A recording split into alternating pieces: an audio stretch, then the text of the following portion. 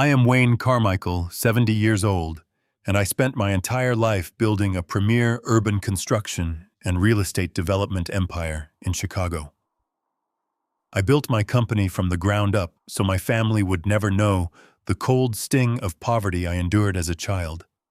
As a self-made African-American titan in a ruthless industry, I thought I had secured a lasting legacy.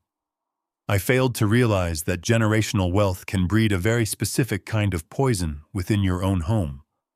Last month, during a suffocatingly tense dinner at my own penthouse, my son handed me a forged legal document meant to strip away my freedom and lock me in a clinical facility. I simply placed my fork down and read the papers in silence. Then my cell phone rang. The caller ID displayed a number that had been permanently disconnected 25 years ago. It belonged to my older son, a man I buried a quarter of a century ago. Before I continue this story, let me know where you are watching from in the comments below. Hit like and subscribe if you have ever had to outsmart the very people you trusted most. Growing up on the south side of Chicago taught me that survival requires constant vigilance and relentless forward momentum. I applied that hard lesson to build Carmichael Construction from a single rusted pickup truck into a real estate development powerhouse dominating the city skyline. My penthouse overlooking Lake Michigan served as my personal sanctuary. It held the classic art pieces, the rich mahogany furniture, and the cultural history my late wife and I had spent decades carefully collecting. Tonight, the sprawling space felt like a frozen tomb. Courtney, my son Aaron's wife, swirled her expensive wine and openly scrutinized an original Harlem Renaissance painting hanging prominently above the fireplace. She scoffed loudly, declaring the piece aggressively outdated and completely ruining the sleek, modern aesthetic flow she envisioned for her upcoming winter charity gala. She turned to Aaron and stated with absolute entitlement that they needed to gut the entire living room and replace my heritage pieces with minimalist steel sculptures by the end of the month. She treated my home as if I were already dead and buried. I sat at the head of the long dining table and sliced my steak with absolute precision. I did not raise my voice or offer a rebuttal.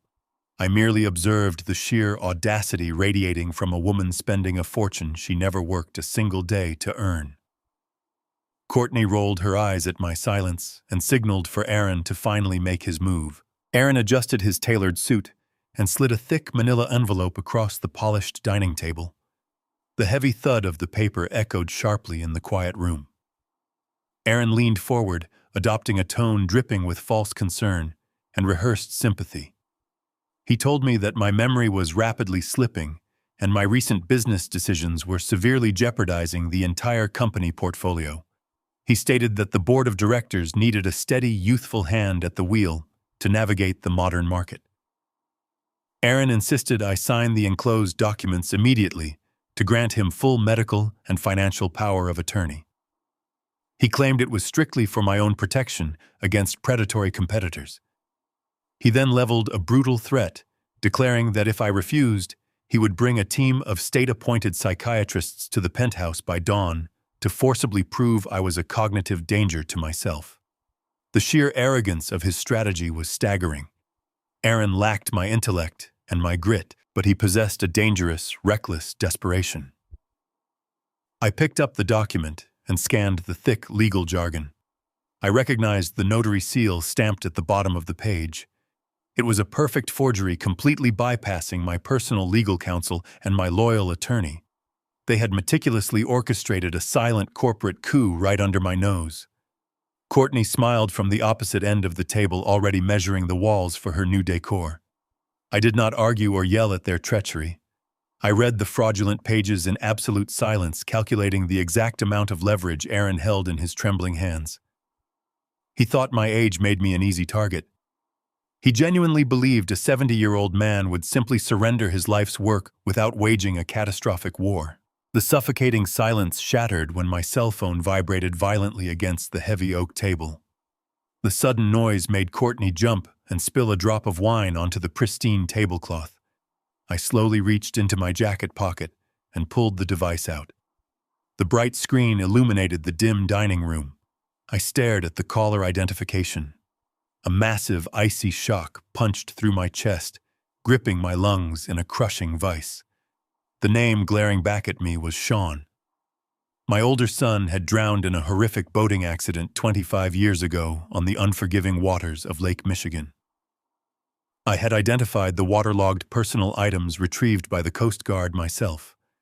I had paid for the empty symbolic casket. I had stood in the pouring rain and buried him while holding my grieving wife. Yet the 10-digit phone number flashing continuously on my screen was his exact private line, a number permanently disconnected 2 decades ago. My pulse roared in my ears like a runaway freight train. I locked my facial muscles instantly, refusing to let Aaron or Courtney see the earth-shattering tremor shaking the very foundation of my reality. I pressed the green button and raised the phone to my ear right in front of my betrayers. The line crackled with heavy static before a deep, hardened voice spoke clearly through the speaker. The voice undeniably belonged to Sean. He did not waste time with emotional greetings or tearful apologies. Sean ordered me not to sign a single page of Aaron's fraudulent paperwork. He instructed me in a rapid, razor-sharp tone to walk directly to my private study and check the primary floor safe immediately. He warned me that Aaron was liquidating the core commercial properties tonight and burying the company in shadow debt. I kept my eyes locked directly on Aaron as I listened. The smug, entitled confidence completely drained from Aaron's face in a matter of seconds. He realized I was not speaking to a random business associate or a confused elderly friend. The sheer naked panic in Aaron's eyes told a terrifying story. He knew exactly what he had done, and he sensed the collapse of his master plan. Aaron slammed his hands flat on the dining table, demanding loudly to know who was calling me at this critical hour. He shouted that I needed to focus on the conservatorship documents and stop playing games. He was terrified of losing his grip on the fabricated narrative he had built. Courtney dropped her wineglass completely, watching her husband unravel in front of her. I listened to the steady living breathing of my dead son on the other end of the line. Sean told me to stay absolutely calm and prepare for a brutal war against his own brother. I pressed the end call button and slid the phone smoothly back into the inner pocket of my tailored jacket. I placed the forged conservatorship document back onto the table, sliding it precisely away from my plate. I stood up, pushing my heavy chair back with a deliberate echoing scrape against the hardwood floor. Aaron leaped out of his seat in a panic. He shouted a frantic demand for immediate answers, stepping aggressively into my path to block the doorway. I looked him dead in the eye with a coldness that made him physically falter and step back. I turned my back on my panicked son and his greedy wife. I walked straight down the hallway toward my private study, leaving Aaron drowning in his own rising fear as his entire web of lies began to unspool. I locked the solid oak door of my study with a definitive click. The muffled sounds of Aaron shouting from the dining room faded into total irrelevance. I knelt on the antique Persian rug and pulled back the heavy fabric edge to reveal the steel floor safe embedded deep in the concrete foundation. My hands did not shake. I spun the dial with the muscle memory of a man who had guarded his empire against ruthless enemies for 40 years. 3 turns right, 2 turns left, 1 turn right. The heavy iron bolts retracted with a dull thud. I pulled the heavy lid open, fully expecting to see the thick stacks of watermarked parchment that held the very soul of Carmichael construction. The primary commercial deeds to the downtown warehouse district were completely gone. The leather binder that held the foundational leverage of my entire company had been surgically removed. I stared at the empty dark space inside the steel cavity. A lesser man would have torn the room apart, looking for misplaced files. I knew better. I never misplaced anything of value. The only other person who possessed the combination was my late wife. I had changed the code the day after her funeral. Someone had meticulously bypassed a biometric lock and a mechanical dial to gut my financial security. Aaron had not merely forged a conservatorship document. He had already stolen the physical assets required to take total control of my legacy. I stood up slowly. I unlocked the study door and stepped back into the wide hallway. Aaron was waiting for me. The naked panic that had flooded his eyes during the phone call was completely gone, replaced by a sickening, rehearsed arrogance. He leaned against the expensive silk wallpaper, holding a brand new legal document in his manicured hand. I demanded to know exactly where the commercial deeds were. Aaron smirked and dropped his pathetic mask of the concerned son. He handed me the paper. It was a preliminary court summons signed by a county judge. Aaron stated with absolute confidence that I had lost the deeds myself. He claimed that my supposed dementia had progressed to the point where I was destroying company property and misplacing critical legal documents. He told me the courts had already reviewed the initial filings and would grant him emergency conservatorship by Friday morning. Courtney stepped out of the dining room to stand beside him, her arms crossed in sheer triumph. Aaron explained that my refusal to sign the power of attorney tonight was entirely irrelevant. He had already preemptively filed the paperwork, claiming I was a physical and financial danger to the corporation. He intended to use the missing deeds as definitive proof of my cognitive failure in front of a judge. He spoke to me slowly, using the patronizing tone reserved for a confused child. Aaron told me I should just relax and let him handle the heavy lifting. He boasted that he had outplayed me, isolating me from my own company and my own mind. He warned me that if I fought the summons, he would personally bring the police to escort me to a psychiatric ward. The sheer brazen calculation of his lie was staggering. My own flesh and blood had robbed me and was now using the theft to lock me away in a clinical facility. I did not raise my voice. I did not hurl insults or threaten to strike him. I stood perfectly still and absorbed the absolute depth of his betrayal. The silence in the hallway stretched until it became suffocating for them. Aaron expected a violent outburst.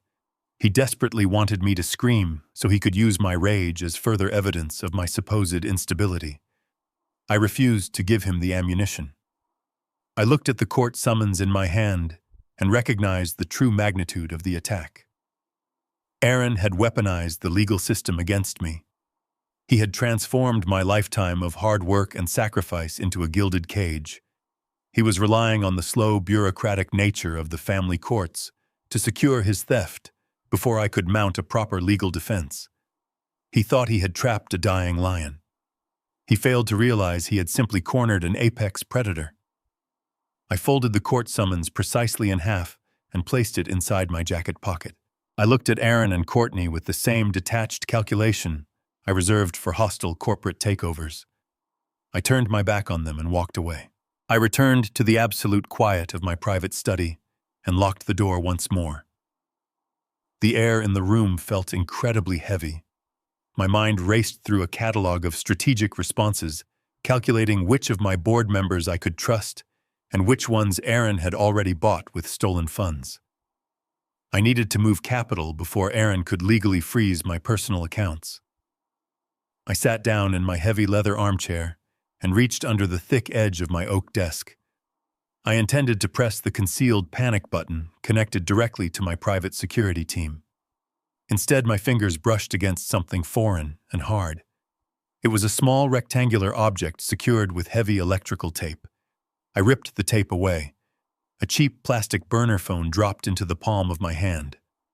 The disposable device was completely out of place in my immaculate office. I stared at the dark screen. An immediate chilling realization washed over me. Someone had physically breached the highest security zone of my penthouse to leave this specific device. Aaron lacked the technical skill and the subtlety to bypass my alarm systems without triggering a massive armed response. Courtney was entirely incapable of such flawless discretion. The only person who knew the blind spots of my security grid was the son who had helped me design and install it 25 years ago. The ghost was not just calling me from the grave. He had been standing inside my home. My grip tightened around the cheap plastic casing. The burner phone vibrated sharply against my palm. The sudden mechanical buzz cut through the heavy silence of the room. I pressed the small button to illuminate the screen. A single encrypted text message glowed in bright white letters against the dark background. The message was from Sean. He wasted no time with explanations or emotional greetings. The text laid out the brutal truth in 2 flawless sentences. Aaron did not misplace the commercial deeds to stage a fake dementia episode. He stole them to use as collateral for an illegal high-interest shadow loan with an underground syndicate. Aaron was bleeding cash from hidden gambling debts, and he had just mortgaged my entire empire to violent criminals to cover his tracks. The game was far more dangerous than a simple family coup. I slipped out of the penthouse through the private service elevator, leaving Aaron and Courtney to celebrate what they mistakenly believed was a guaranteed victory.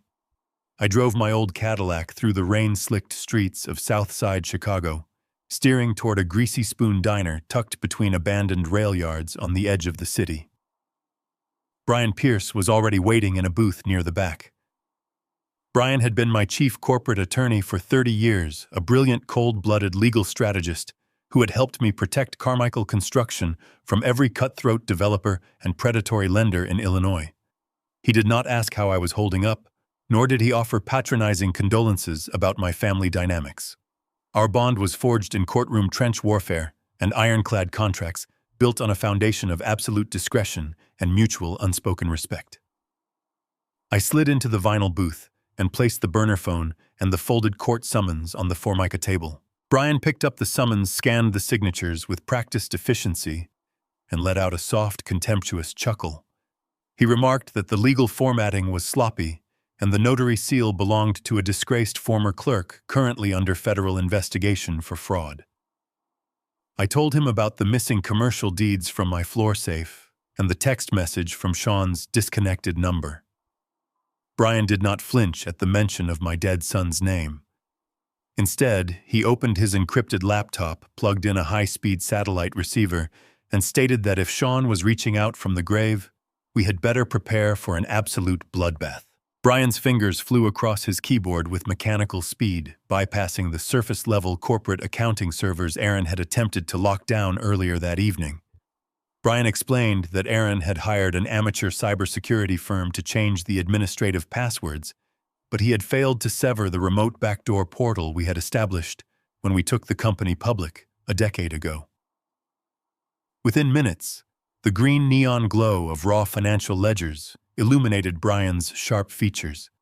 He dug past the standard operational expenses and unlocked a series of hidden offshore wire transfers routed through a shell corporation registered in the Cayman Islands. Brian stopped typing, his eyes narrowing as he leaned closer to the monitor. He turned the screen toward me and pointed a clean finger at a heavily encrypted master loan agreement. Aaron had not merely misplaced the deeds during a mental lapse, nor was he simply trying to buy expensive real estate. 6 weeks ago, he had secretly pledged the entire physical land title of our primary downtown warehouse district as primary collateral to secure an emergency high-interest shadow loan. The lender was not a certified bank or an accredited commercial lender, but Apex Capital, a notorious private equity front operating as a legal shield for a violent underground loan syndicate. Aaron had borrowed $5 million in liquid cash, burning through the entire sum in less than a month, to cover catastrophic personal gambling debts and reckless speculative stock options that had completely collapsed. Brian pulled up the repayment terms and revealed the brutal deadline hanging over our heads. The loan was structured with an aggressive predatory clause that triggered an immediate default if full payment or absolute ownership transfer was not executed within 72 hours. If Aaron failed to deliver the final deed transfer by Friday noon, Apex Capital possessed the legal authority to foreclose on the property, seize the entire commercial zone, and freeze every operational asset tied to Carmichael Construction. Brian closed his laptop with a sharp snap and looked at me with grave urgency. He insisted that we file an emergency injunction with the state Supreme Court, immediately freeze all corporate and personal bank accounts, and place Aaron under formal investigation before sunrise. He warned that if Apex Capital initiated foreclosure proceedings, the legal battle to untangle the fraudulent land deed would take years and drain millions from our reserves. I raised my hand and flatly rejected his proposal. Brian stared at me in disbelief, reminding me that $5 million of my life's work was on the line. I explained my strategy with cold, calculated clarity. If we froze the accounts tonight, Aaron would realize his game was exposed. He would hire defense lawyers, destroy digital evidence, and potentially flee the country before we could secure absolute proof of his criminal intent. We needed Aaron to feel completely victorious, arrogant, and entirely in control. I told Brian that we were going to let Aaron march straight into his own execution, allowing him to sign every fraudulent document he produced until the trap closed around his neck, beyond any possibility of escape. Brian took a deep breath, recognizing the tactical wisdom in my restraint, and reopened his computer to perform a deeper diagnostic scan on our auxiliary accounts. As he cross-referenced the corporate credit lines, he uncovered a secondary steady drain on our operational liquidity. Over the last 8 months, Courtney had systematically diverted over $600,000 directly out of our payroll and maintenance accounts. She had routed the funds through a series of fake vendor invoices into a nonprofit foundation she had personally registered under the guise of an urban art preservation initiative. Brian showed me the detailed receipts, revealing that not a single penny had gone toward charity or historical preservation. Courtney had used the stolen corporate capital to purchase designer haute couture rent private jets and buy her way onto the executive boards of exclusive high society galas across the city. She had been publicly posturing as a generous philanthropist while actively bleeding my company dry to purchase empty social status among people who secretly despised her. Sitting in that dim diner, looking at the cold numbers on the screen, the depth of her entitlement and disrespect burned into my conscience. Courtney had walked into my home, insulted the cultural heritage my late wife and I had preserved, and treated my hard-earned legacy as a personal piggy bank for her vanity. She was not just a greedy daughter-in-law. She was an active parasite collaborating with my son to gut my life's work. I looked at Brian and instructed him to quietly gather every single fraudulent invoice Courtney had authorized, separating them into an independent evidentiary file. We were going to make sure that when the hammer fell, it destroyed her reputation and her freedom alongside Aaron's. Before Brian could respond, the cheap burner phone taped inside my jacket pocket vibrated violently against my ribs. I pulled the device out and tapped the cracked glass screen. A new encrypted text message illuminated the dark display originating from the same impossible 10-digit number belonging to my dead son. The message contained no pleasantries, only a precise set of GPS coordinates, pointing to an abandoned industrial shipyard on the desolate banks of the Calumet River, accompanied by a stark, 3-word instruction, "Come alone now." I closed the phone and stood up, buttoning my coat with steady hands. I told Brian to prepare the legal trust documents we had discussed and wait for my signal. I walked out of the diner into the pouring rain, knowing that the ghosts of my past were finally calling for a reckoning. I navigated my heavy Cadillac through the desolate industrial stretch along the Calumet River.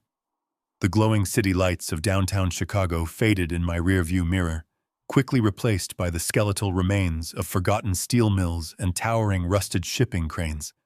The freezing wind whipped off the black water, violently rattling the chain-link fences that lined the broken asphalt. I killed the headlights and eased the heavy car to a halt inside the cavernous shell of an abandoned marine warehouse. The air smelled strongly of decaying algae, engine grease, and damp concrete. I stepped out into the freezing night. My breath plumed in the frigid air. I kept my right hand resting securely near the heavy steel flashlight in my coat pocket, a survival habit forged decades ago on these exact unforgiving streets. The darkness inside the structure was absolute and suffocating. The only sound was the relentless groaning of the corrugated iron roof swaying under the force of the wind. I stood my ground near a rusted shipping container. I demanded the sender of the text message to step into the light. I did not raise my voice, but the commanding echo of my words bounced sharply off the hollow walls. For a long moment, the shipyard remained completely still. Then the distinct, rhythmic crunch of heavy boots on loose gravel broke the silence. A solitary figure detached itself from the heavy shadows of a broken forklift. The man walked forward with a slow, deliberate cadence that instantly triggered a deep, buried memory within my mind. As he stepped into the pale moonlight, filtering through the shattered skylights above, the breath completely vanished from my lungs. The physical impact of the sight struck me harder than any physical blow I had ever taken. It was Sean. He was 25 years older, his face heavily weathered and carved with deep, jagged scars, but the sharp set of his jaw and the proud, unyielding posture were undeniably my own blood. My mind violently rejected the visual evidence before my instincts forced me to accept the impossible reality standing 10 feet away. I had buried an empty casket. I had stood over a polished marble gravestone for a quarter of a century, mourning a complete lie. My hands balled into tight fists at my sides to anchor my body to the concrete floor. I did not weep. I did not collapse to my knees in a melodramatic display of grief. The sorrow I had carried for decades mutated instantly into a profound, suffocating weight of heavy realization. Sean did not rush forward to embrace me. He stood with the rigid, unwavering discipline of a soldier, reporting to a commanding officer. He looked directly into my eyes and stated plainly that he was sorry for the ghost story. He told me he had no other choice but to stay dead to keep me alive.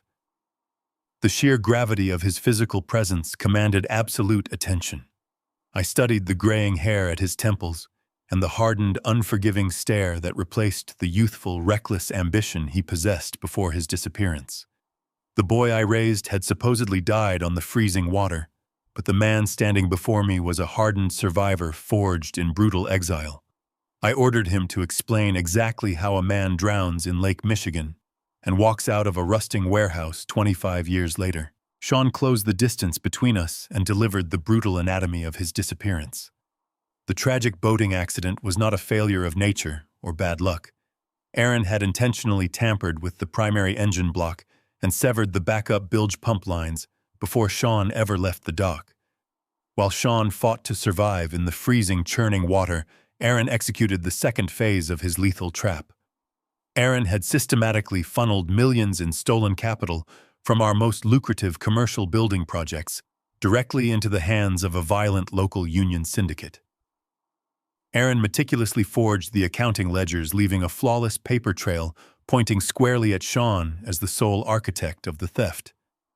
Aaron ensured the dangerous union bosses believed Sean was robbing them blind. Sean survived the sinking by swimming miles to the industrial shore, nearly freezing to death in the process. He realized instantly that returning home meant bringing a catastrophic war to my doorstep. The union enforcers were actively hunting him, ready to dismantle Carmichael Construction and murder our entire family in violent retaliation for the missing funds. Sean made the ultimate sacrifice. He chose to vanish entirely into the criminal underworld, faking his own death to sever the cartel's path to me and preserve the empire I had built. I absorbed the terrifying magnitude of Aaron's sociopathic ambition. He had orchestrated his own brother's murder simply to clear his path to the corporate throne. Sean stepped closer and explained the sudden timing of his return. Last month, a sweeping federal racketeering probe finally indicted the union bosses who had placed the bounty on his head. With the syndicate leaders locked in federal holding cells and facing life sentences, the decades-old death warrant was officially nullified. Sean was finally free to step out of the shadows and reclaim his name. He reached inside his heavy canvas jacket and pulled out a sleek titanium hard drive. He handed the device to me with absolute solemnity. Sean revealed that he had not spent the last 25 years hiding in fear. He had built his own covert intelligence network monitoring Aaron's every move from the outside. The drive contained the exact digital footprints of Aaron's current financial fraud. Sean had mapped out every illegal wire transfer, every forged signature, and the master contract Aaron signed with the predatory private equity firm. The hard drive held the definitive, undeniable proof that Aaron had pledged my commercial real estate to violent creditors to cover his massive gambling deficits. Sean stated that Aaron had grown desperate and sloppy, relying on cheap cybersecurity to mask a catastrophic collapse. The evidence in my hand was the literal key to dismantling Aaron's entire life. I gripped the cold metal of the drive, feeling the raw, undeniable power of the weapon my resurrected son had just handed me. Sean did not let me linger on the victory of the acquired evidence. He immediately pivoted to the immediate escalating threat. He warned me that Aaron was rapidly accelerating his timeline due to the looming loan default. At 9 o'clock tomorrow morning, Aaron intended to bring 2 corrupt private psychiatrists to the penthouse to forcefully conduct a mental evaluation. The doctors were already heavily bribed to declare me entirely incompetent, granting Aaron the legal leverage to execute his real estate fire sale before the afternoon deadline. I looked at the hardened face of my firstborn son. We did not need to exchange sentimental promises or offer emotional apologies for the lost time. We shared a singular, unspoken understanding, forged in blood and betrayal. I told Sean that Aaron wanted to play a dangerous game with my legacy and my sanity. We agreed right then in the freezing darkness of the shipyard to completely burn Aaron's life to the ground. I drove back to the penthouse as the morning sun clawed its way over the gray expanse of Lake Michigan. The heavy mahogany doors of my private residence swung open to reveal a carefully staged ambush. Courtney sat perched on the edge of my vintage velvet sofa. She held a delicate porcelain teacup posing flawlessly as the picture of domestic concern. 2 men in ill-fitting gray suits sat across from her. They held blank legal pads and radiated the distinct nervous energy of hired mercenaries posing as medical professionals. Courtney placed her teacup down with a sharp clink and stood up immediately. She adopted a sickening, sickly sweet tone that grated violently against my ears. She told me I looked incredibly exhausted and insisted she had brought some trusted friends over to help me navigate my recent bout of confusion. She introduced the 2 sweating men as independent cognitive specialists. She claimed they were there to gently assess my mental fatigue so the family could provide the proper support structure. The sheer transparency of her performance was deeply insulting. She actually believed her fragile facade of maternal care could mask a hostile corporate takeover. I did not ask the intruders to leave. I walked smoothly across the room and took my seat in the high-backed leather armchair facing them.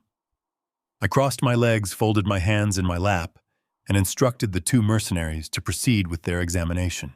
The older of the 2 doctors clicked his pen and leaned forward with a profoundly patronizing smile. He spoke slowly, articulating each syllable as if addressing a toddler recovering from a severe concussion. He asked me to state my full name, my date of birth, and the current day of the week. I stared directly into his unremarkable brown eyes. I delivered my biographical data with a cold, flat cadence, adding the exact time down to the second by glancing at the grandfather clock ticking in the hallway. The second doctor cleared his throat and asked me to count backward from 100 by increments of 7. I complied instantly. I rattled off the mathematical sequence with the mechanical precision of an automated ledger, refusing to break eye contact for a single moment. I watched the fake comforting smiles on their faces begin to falter.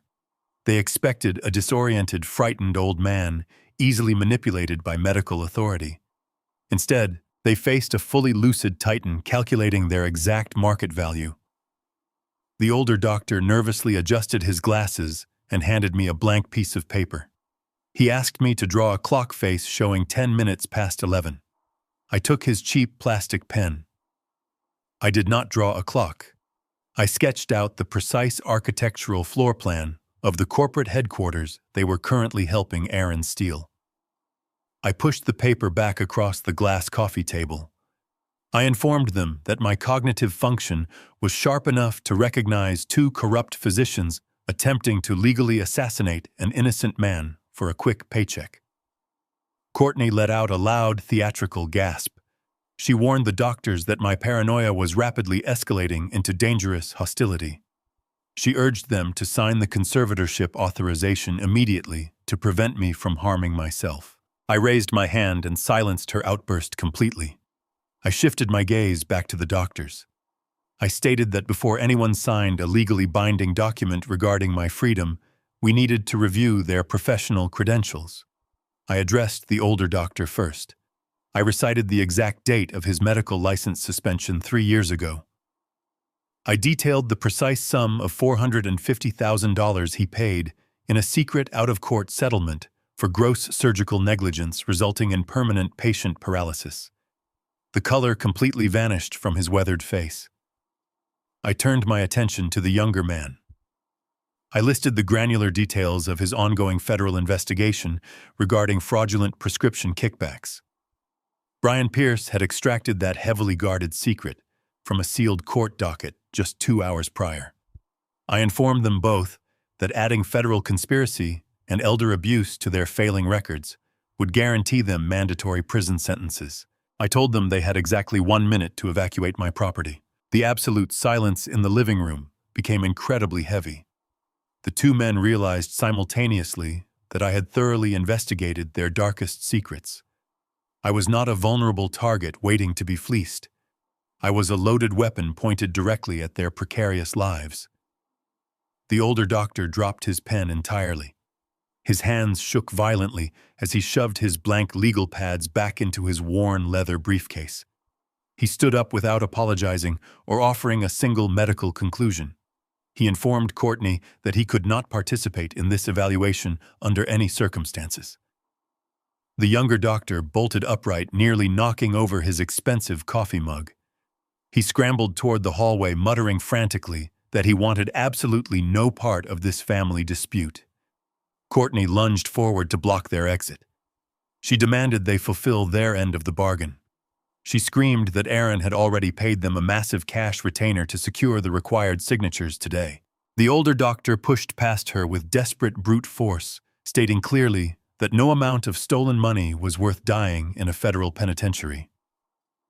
The heavy mahogany door slammed shut behind them, echoing like a gunshot through the sprawling penthouse. Courtney stood alone in the center of the room. Her carefully curated image of a sophisticated socialite shattered into jagged pieces. She shrieked in pure, unfiltered frustration, hurling her porcelain teacup against the marble fireplace. The cup shattered into sharp white fragments. Her guaranteed path to my bank accounts had just sprinted out the front door in absolute terror. The front door violently swung open before the shattered porcelain could even settle on the rug. Aaron stormed into the foyer, his face flushed with unhinged rage. He had crossed paths with his fleeing mercenaries in the elevator lobby. Aaron marched directly into the living room and pointed a trembling finger inches from my face. He dropped every pretense of familial loyalty and manufactured concern. He swore he would ruin me for sabotaging his endgame. He threatened to forcefully lock me out of the corporate building by dawn, promising to deploy an army of armed private security to block my access to my own headquarters. He declared the company was his by birthright, and he would drag me out into the street in handcuffs if necessary.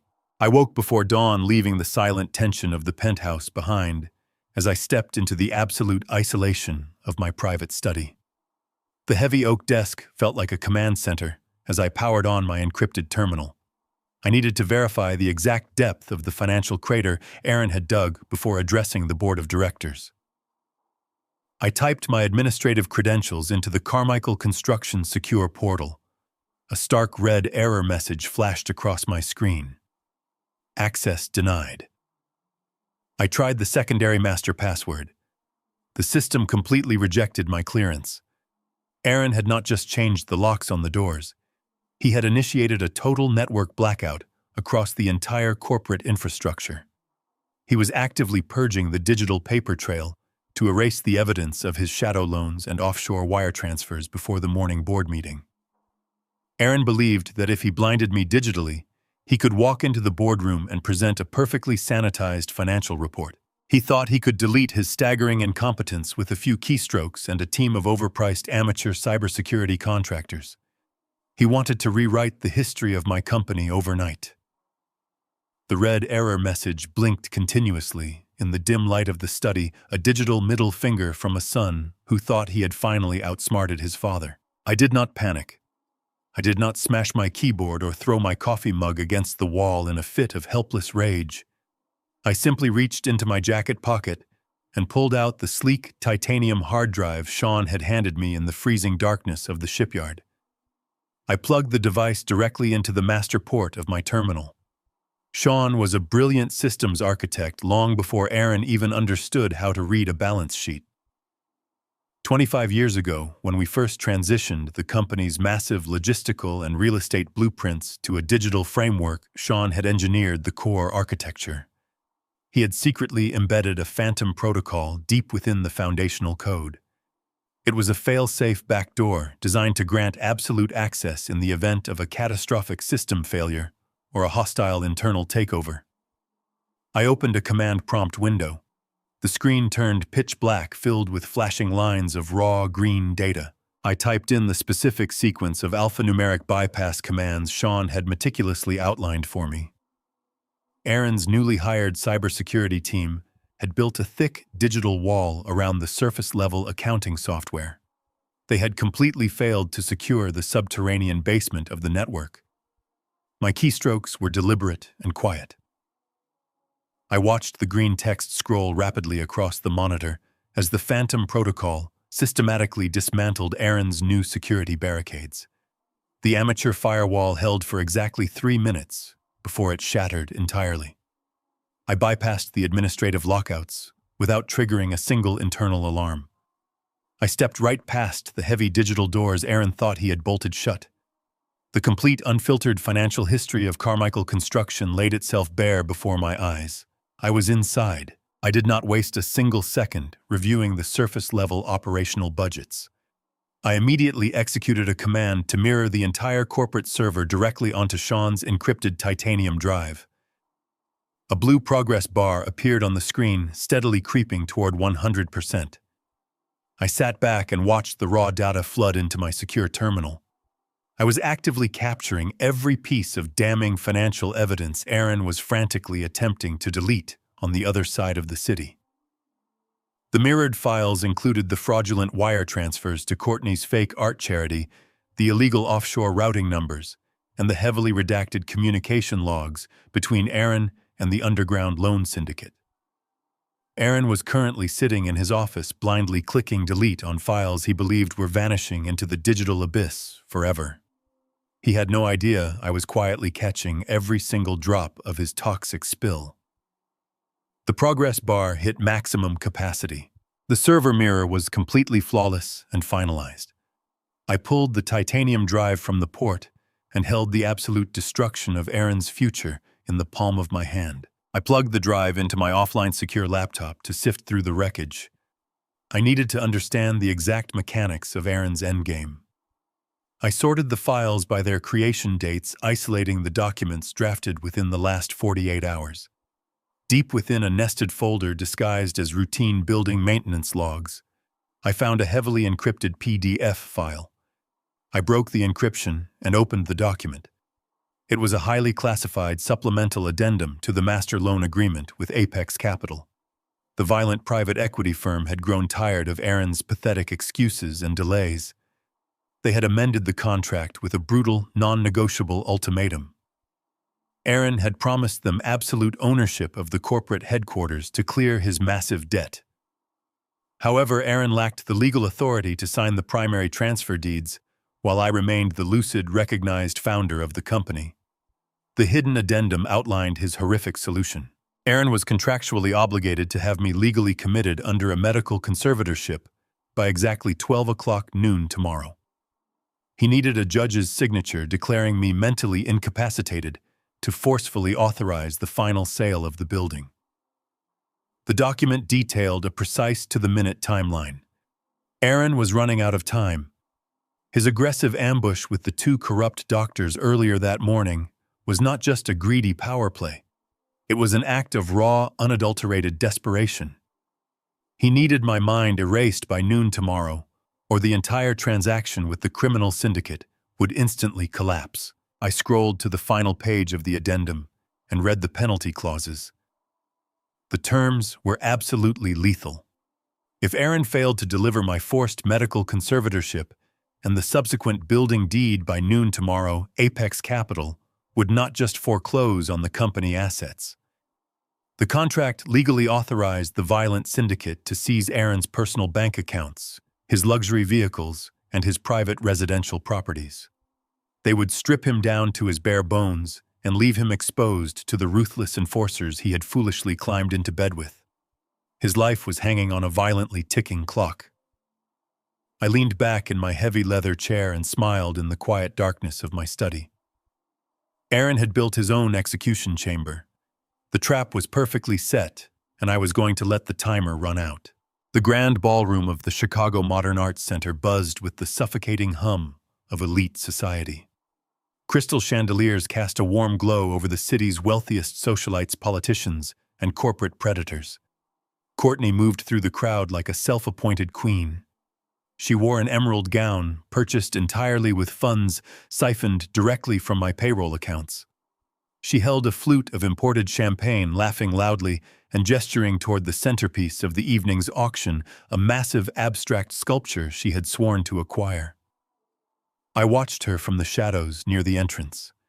She was holding court with the wives of several prominent city developers, openly boasting about the massive real estate acquisition her husband was supposedly finalizing tomorrow.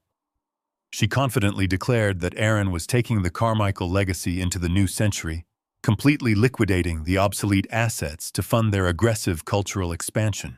She promised the crowd that my company was funding her entire foundation.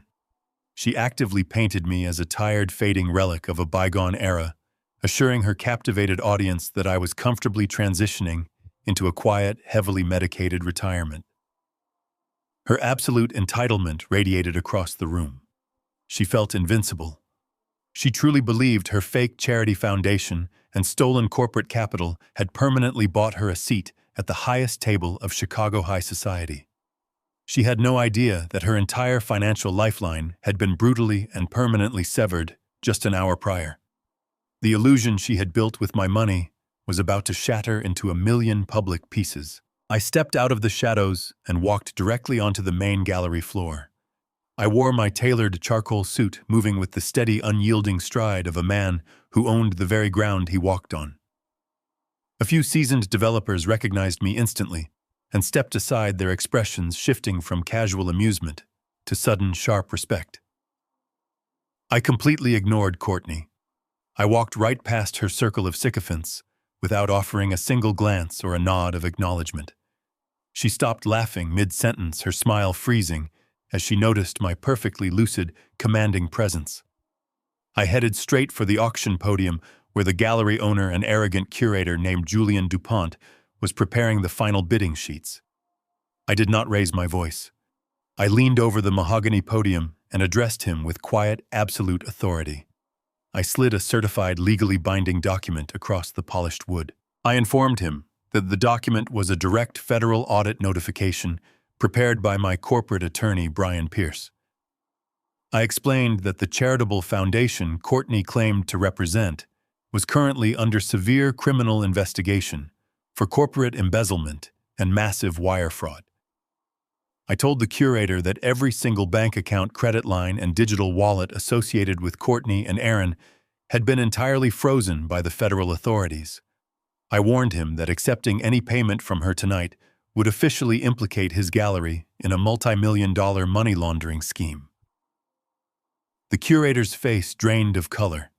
He picked up the certified legal document and read the aggressive federal statutes Brian had outlined in bold ink. He looked at me with wide, terrified eyes, realizing the catastrophic legal danger standing in the middle of his ballroom. I adjusted my silk tie and stepped back into the periphery of the crowd. I told him to conduct his auction, but I assured him that the woman in the emerald dress was absolutely bankrupt. The auction commenced with aggressive fanfare.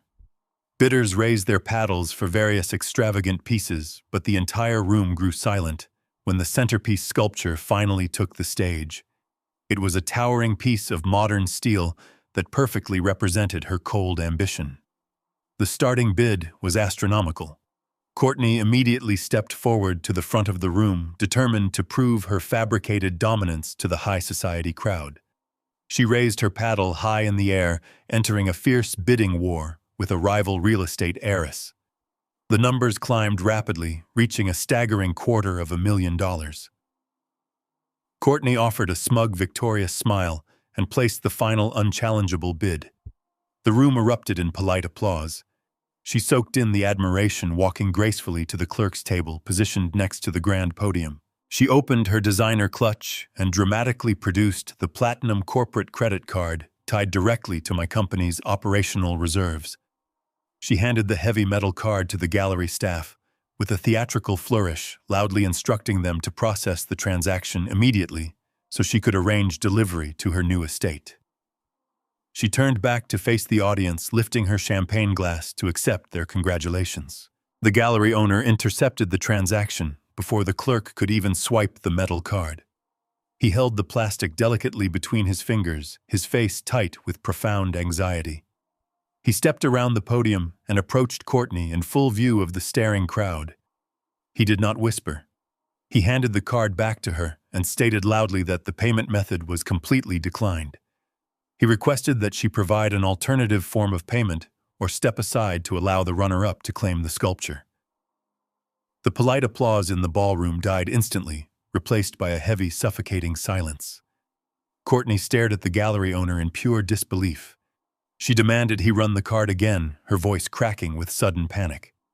She insisted the account held millions and accused his machine of malfunctioning. The owner refused to take the card back. He informed her coldly that he had been notified of her frozen assets and ongoing federal fraud audit. The entire room gasped. Courtney snapped. The pristine, sophisticated mask she had worn all evening violently shattered. She hurled her champagne glass at the clerk's table and began screaming uncontrollably. She pointed a shaking, manicured finger directly at me across the room. She shrieked that I was a senile, malicious tyrant trying to ruin her life out of sheer jealousy. She shrieked that my mind was completely gone and that I belonged in a locked ward. She threw a massive, unhinged tantrum in front of the city's most powerful elites, stomping her feet and hurling vicious insults at anyone who tried to calm her down. The wealthy socialites she had desperately tried to impress backed away in absolute disgust. They pulled out their phones recording her spectacular mental collapse. Her social credibility evaporated in seconds, leaving her exposed as a frantic, screaming fraud. Aaron burst through the gallery doors, his face red with exertion and panic. He sprinted across the marble floor and grabbed Courtney by the arm, physically dragging his hysterical wife away from the podium. She kicked and screamed as he forcefully pulled her toward the exit, dragging her out into the freezing Chicago night in absolute disgrace. Just as they reached the revolving doors, Aaron's cell phone rang with a blaring, aggressive tone. He stopped dead in his tracks and answered it with a shaking hand. I watched from across the room as his posture completely collapsed. It was the violent private equity firm. They demanded their $5 million immediately. The dangerous men on the other end of the line did not care about his excuses. They informed Aaron that the grace period was officially revoked. Aaron dropped his phone onto the pavement. He realized he was officially out of time and completely out of options. The fallout from Courtney's spectacular public breakdown provided zero breathing room for my desperate son. Aaron was officially bleeding out on the corporate floor.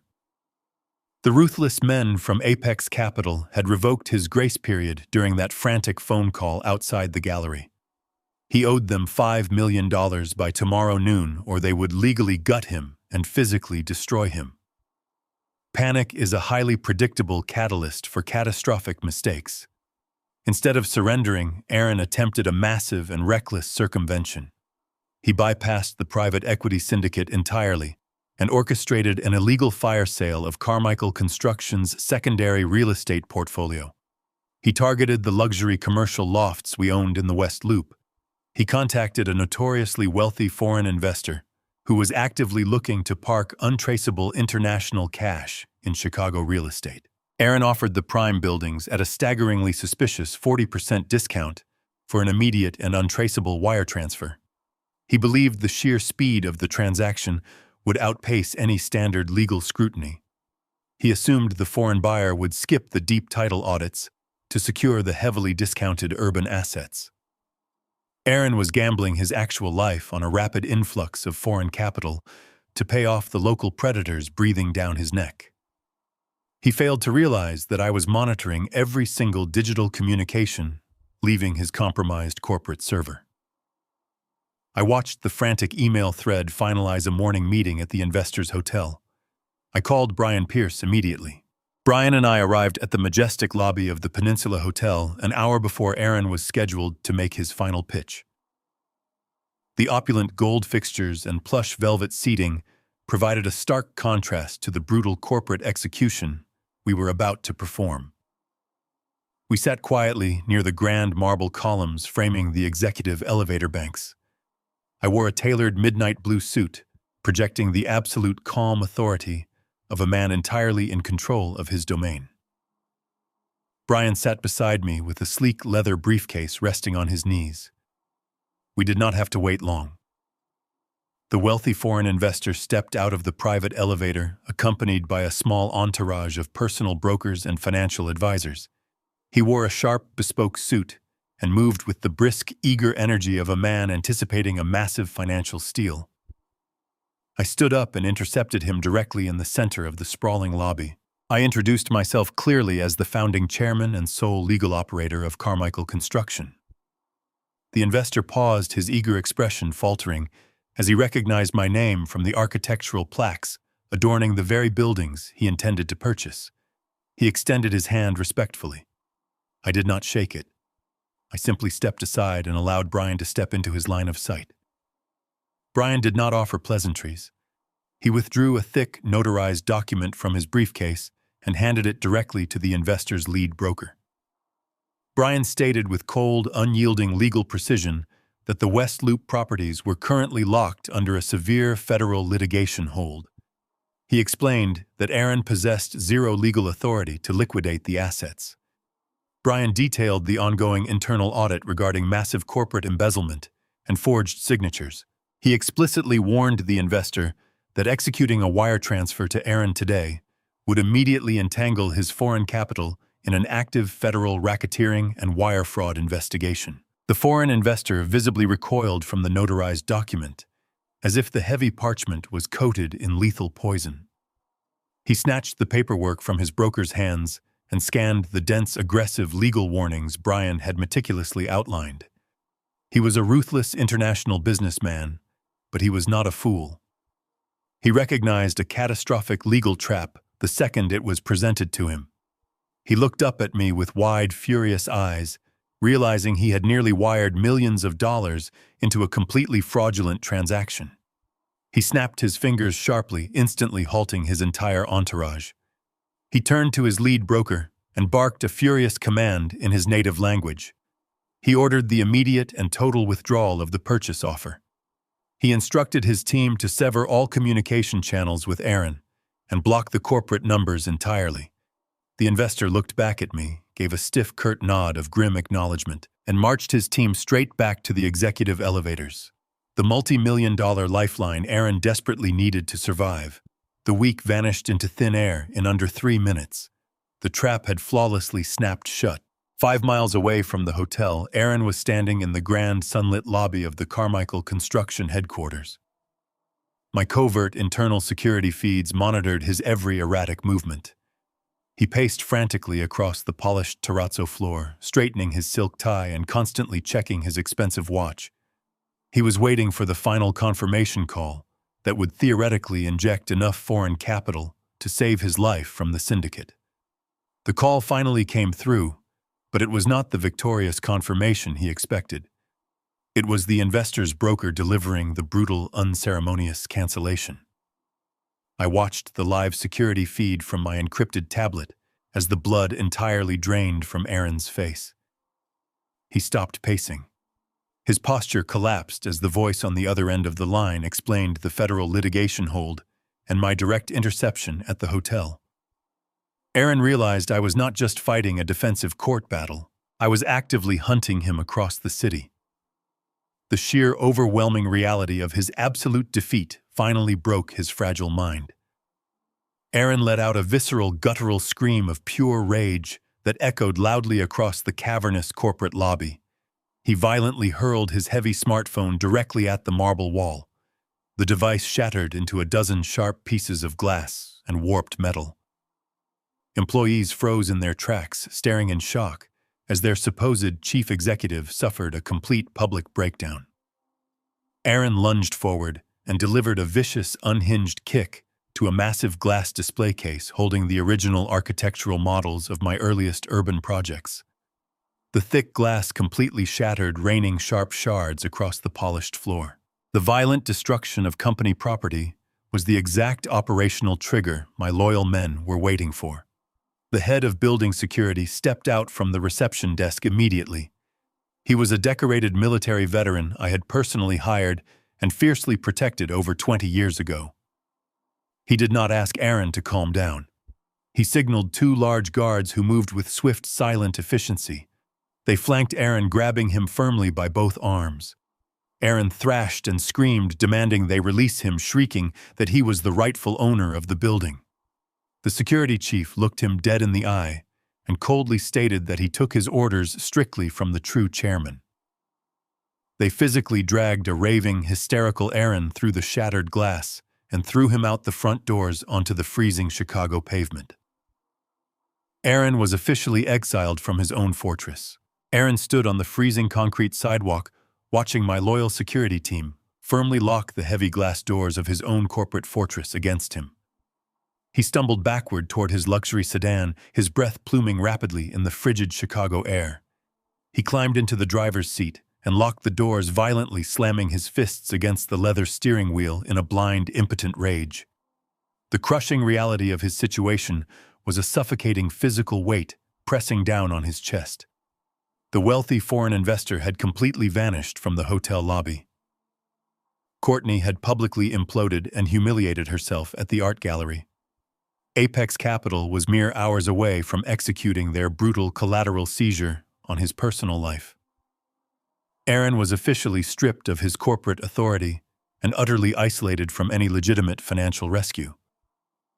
He leaned over and unzipped his designer leather briefcase on the passenger seat. He bypassed the glossy corporate brochures and pulled out a single, unblemished legal document. It was a blank transfer deed for the primary warehouse district located on the south side. That specific parcel of land was the foundational bedrock of Carmichael construction. It was worth tens of millions of dollars, but Aaron did not care about fair market value anymore. He only cared about sheer survival. He needed immediate, untraceable liquid cash to pay off the private equity syndicate before they arrived at his doorstep with weapons drawn. He stared at the blank signature line at the bottom of the page, realizing he had finally crossed the absolute point of no return. Aaron pulled a heavy gold fountain pen from his tailored breast pocket.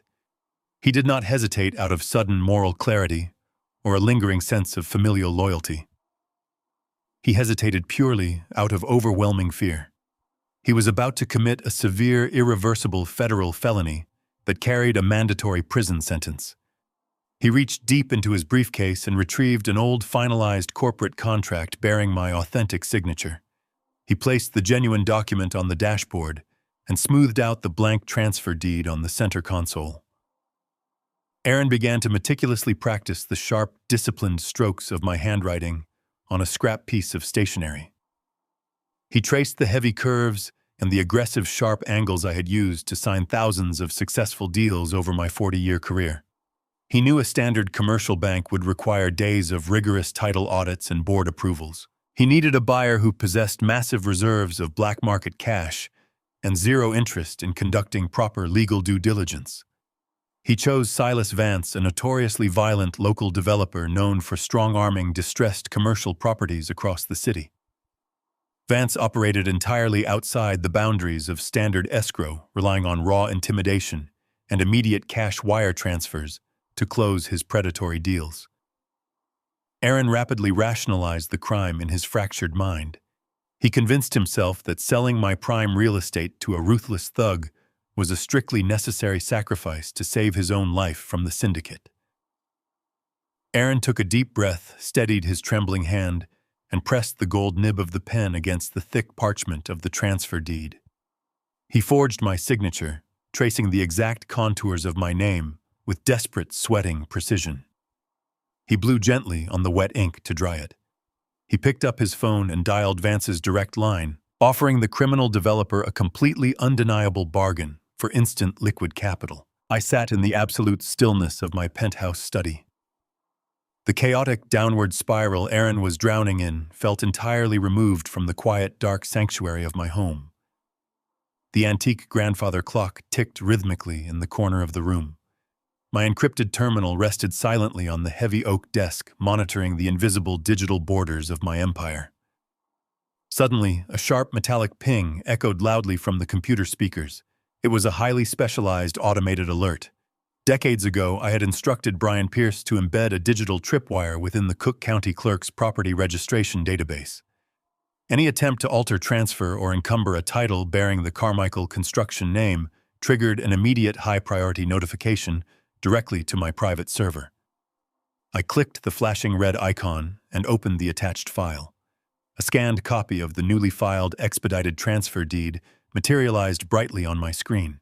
I stared at the bold black letters naming Silas Vance as the new legal owner of the primary warehouse district. My eyes drifted down to the bottom of the digital page. The signature attempting to mimic my own was an incredibly convincing forgery. It was executed by a desperate, cornered man trying to buy his way out of an early grave. My private desk phone rang instantly. Brian Pierce was on the other end of the line, his usually calm and measured demeanor entirely replaced by sharp, urgent intensity. Brian had received the exact same alert from the county clerk's digital registry. He demanded my immediate authorization to contact the district attorney and file an emergency judicial injunction to block the sale. He warned me that Silas Vance was not a standard corporate competitor who respected boardroom etiquette. Vance was a dangerous, aggressive criminal who would use severe brute force to claim any territory he believed he had legally purchased. Brian urged me to stop the transaction immediately before the deed processed and the massive cash wire transfer cleared the banking system. I spoke into the receiver with a low, absolute tone. I ordered Brian to stand down entirely. I explicitly forbade him from filing any injunction or alerting the authorities. Brian paused, demanding to know why I would voluntarily surrender my most valuable physical asset to a violent, opportunistic thug. I explained the cold mechanics of the trap I had carefully built. If we stopped the sale right now, Aaron could hire a defense attorney and claim the forged document was a simple administrative error or a massive misunderstanding. I needed the crime to be absolute, undeniable, and entirely permanent. I told Brian that we were going to let the county clerk officially stamp the fraudulent deed. We were going to let Silas Vance wire the illegal funds directly into Aaron's personal account. I wanted Aaron to firmly secure his own federal wire fraud and forgery charges. The crime had to be completed to be fatal. Brian absorbed the brutal, cold logic of my strategy and terminated the call to closely monitor the banking nodes. 30 minutes later, my secure terminal updated with a massive financial receipt. Silas Vance had officially wired $3 million in untraceable cash directly to Aaron's primary account. The fraudulent sale was officially complete. Aaron had traded his freedom for a temporary lifeline. My internal security network immediately intercepted a radio transmission from Vance's private security detail.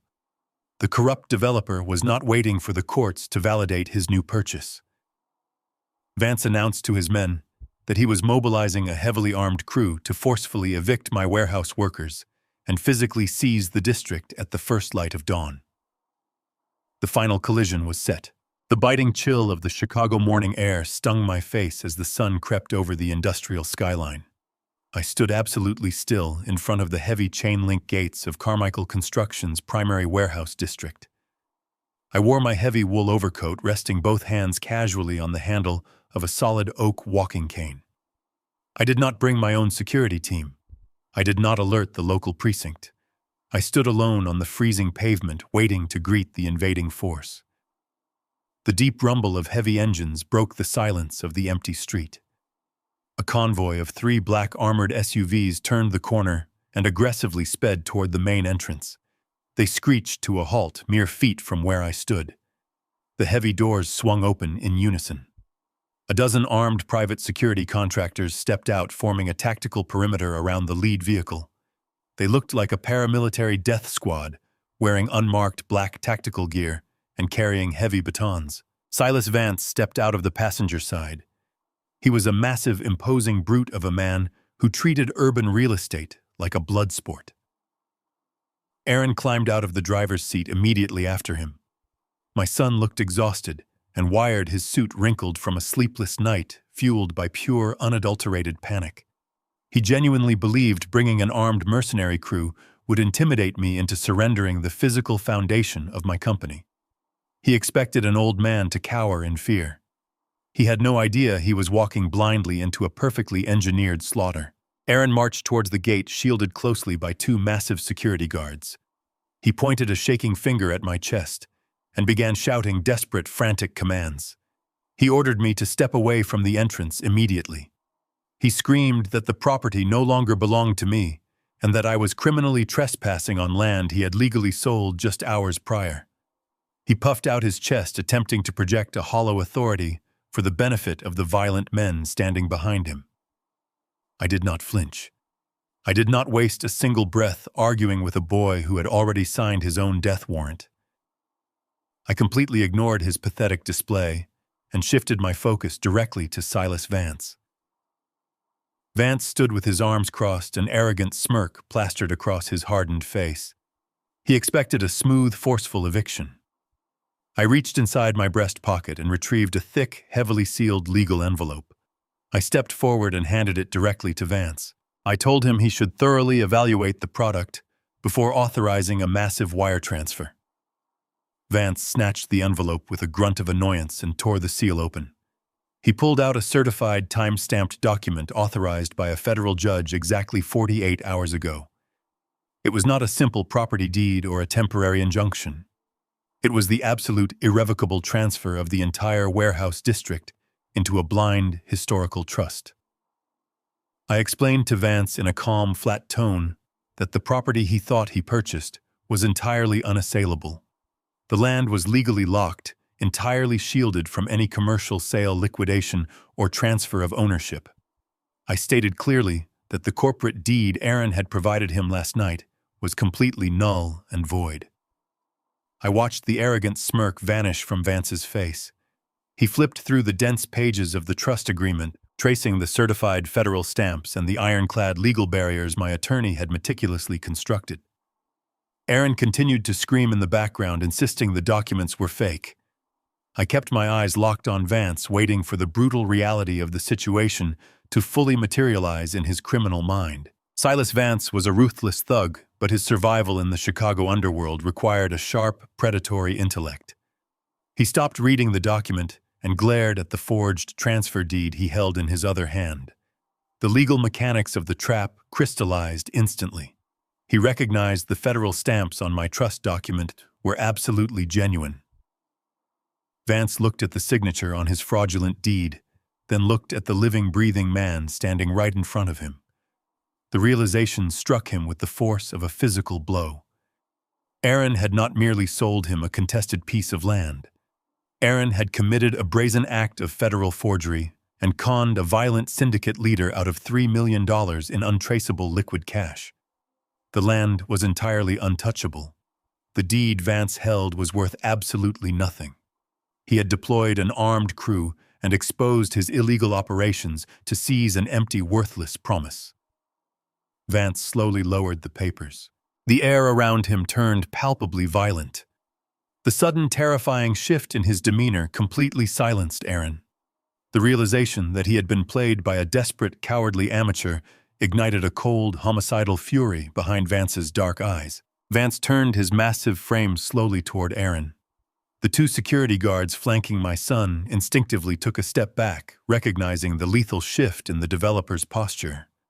Aaron's bravado evaporated instantly. He stammered, raising his hands in a frantic, pathetic gesture of surrender. He tried to claim the trust document was a last-minute trick, a desperate manipulation to steal back the land. Vance did not listen. He lunged forward with terrifying speed and grabbed Aaron by the throat. He slammed my son violently against the hood of the armored SUV. The sickening thud of bone hitting metal echoed across the empty street. Aaron gasped for air, his face turning a blotchy, mottled purple as Vance effortlessly lifted him inches off the ground. Vance leaned in close, his voice a low, gravelly rasp that carried absolute murderous intent. He told Aaron that he did not care about family politics or corporate maneuvering.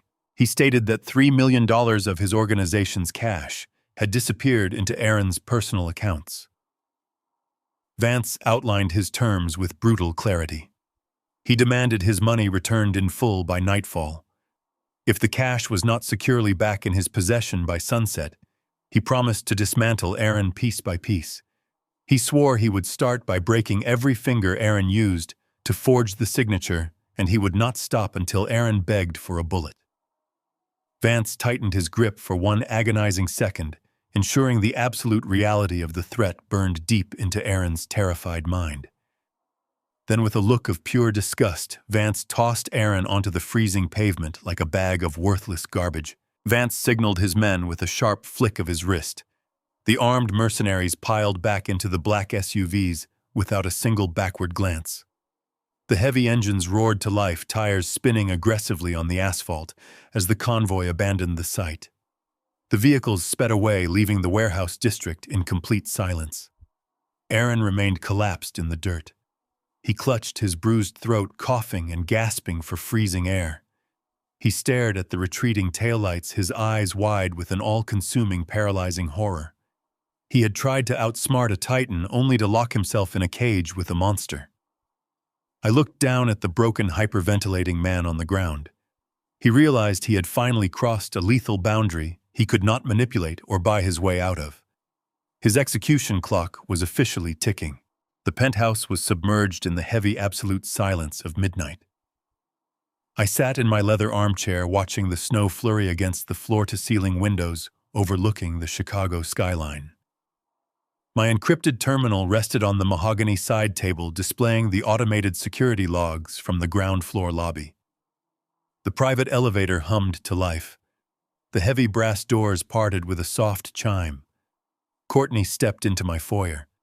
She did not look like the arrogant socialite who had demanded I gut my heritage art collection just a few weeks prior. She looked like a cornered, terrified animal.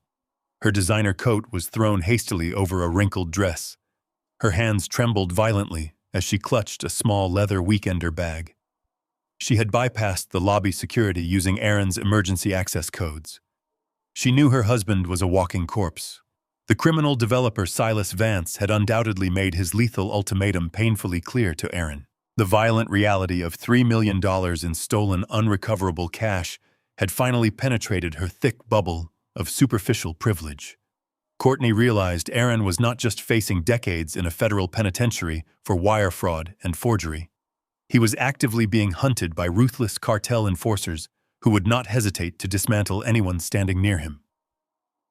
She stepped into my living room, her eyes darting frantically around the dark shadows of the penthouse. She came to save herself. I did not stand up to greet my daughter-in-law. I remained seated in the deep shadows of the room, allowing my sheer physical presence to dictate the power dynamic. Courtney flinched when she finally noticed me sitting perfectly still. She took a deep, shuddering breath and attempted to project a fragile mask of confidence. She walked toward the center of the room and placed her designer bag on the glass coffee table. She told me Aaron was completely out of control. She claimed she had just discovered his massive gambling debts and the fraudulent land sale today. It was a pathetic, transparent lie, but I allowed her to continue spinning her web. Courtney leaned forward and presented her treacherous proposal. She offered to turn state's evidence against her own husband. She promised to testify in federal court that she personally witnessed Aaron forge my signature on the warehouse transfer deeds. She guaranteed she could provide the district attorney with enough corroborating testimony to lock Aaron in a concrete cell for the rest of his natural life. She positioned herself as my ultimate savior. However, her loyalty came with an aggressive, astronomical price tag. Courtney demanded an immediate severance package for her legal cooperation. She required a direct, untraceable wire transfer of $4 million into a private offshore account by dawn. Furthermore, she demanded the absolute deed to the luxury Gold Coast condominium my company owned. She insisted she needed the capital and the real estate to completely reinvent her life far away from the violent fallout of Aaron's collapse. She tried to mask her sheer panic with transactional leverage. She demanded I view this as a mutually beneficial business arrangement to excise a toxic asset from my legacy. She thought she was negotiating a corporate buyout. She had no idea she was actively digging her own legal grave. I did not respond immediately to her grotesque demands.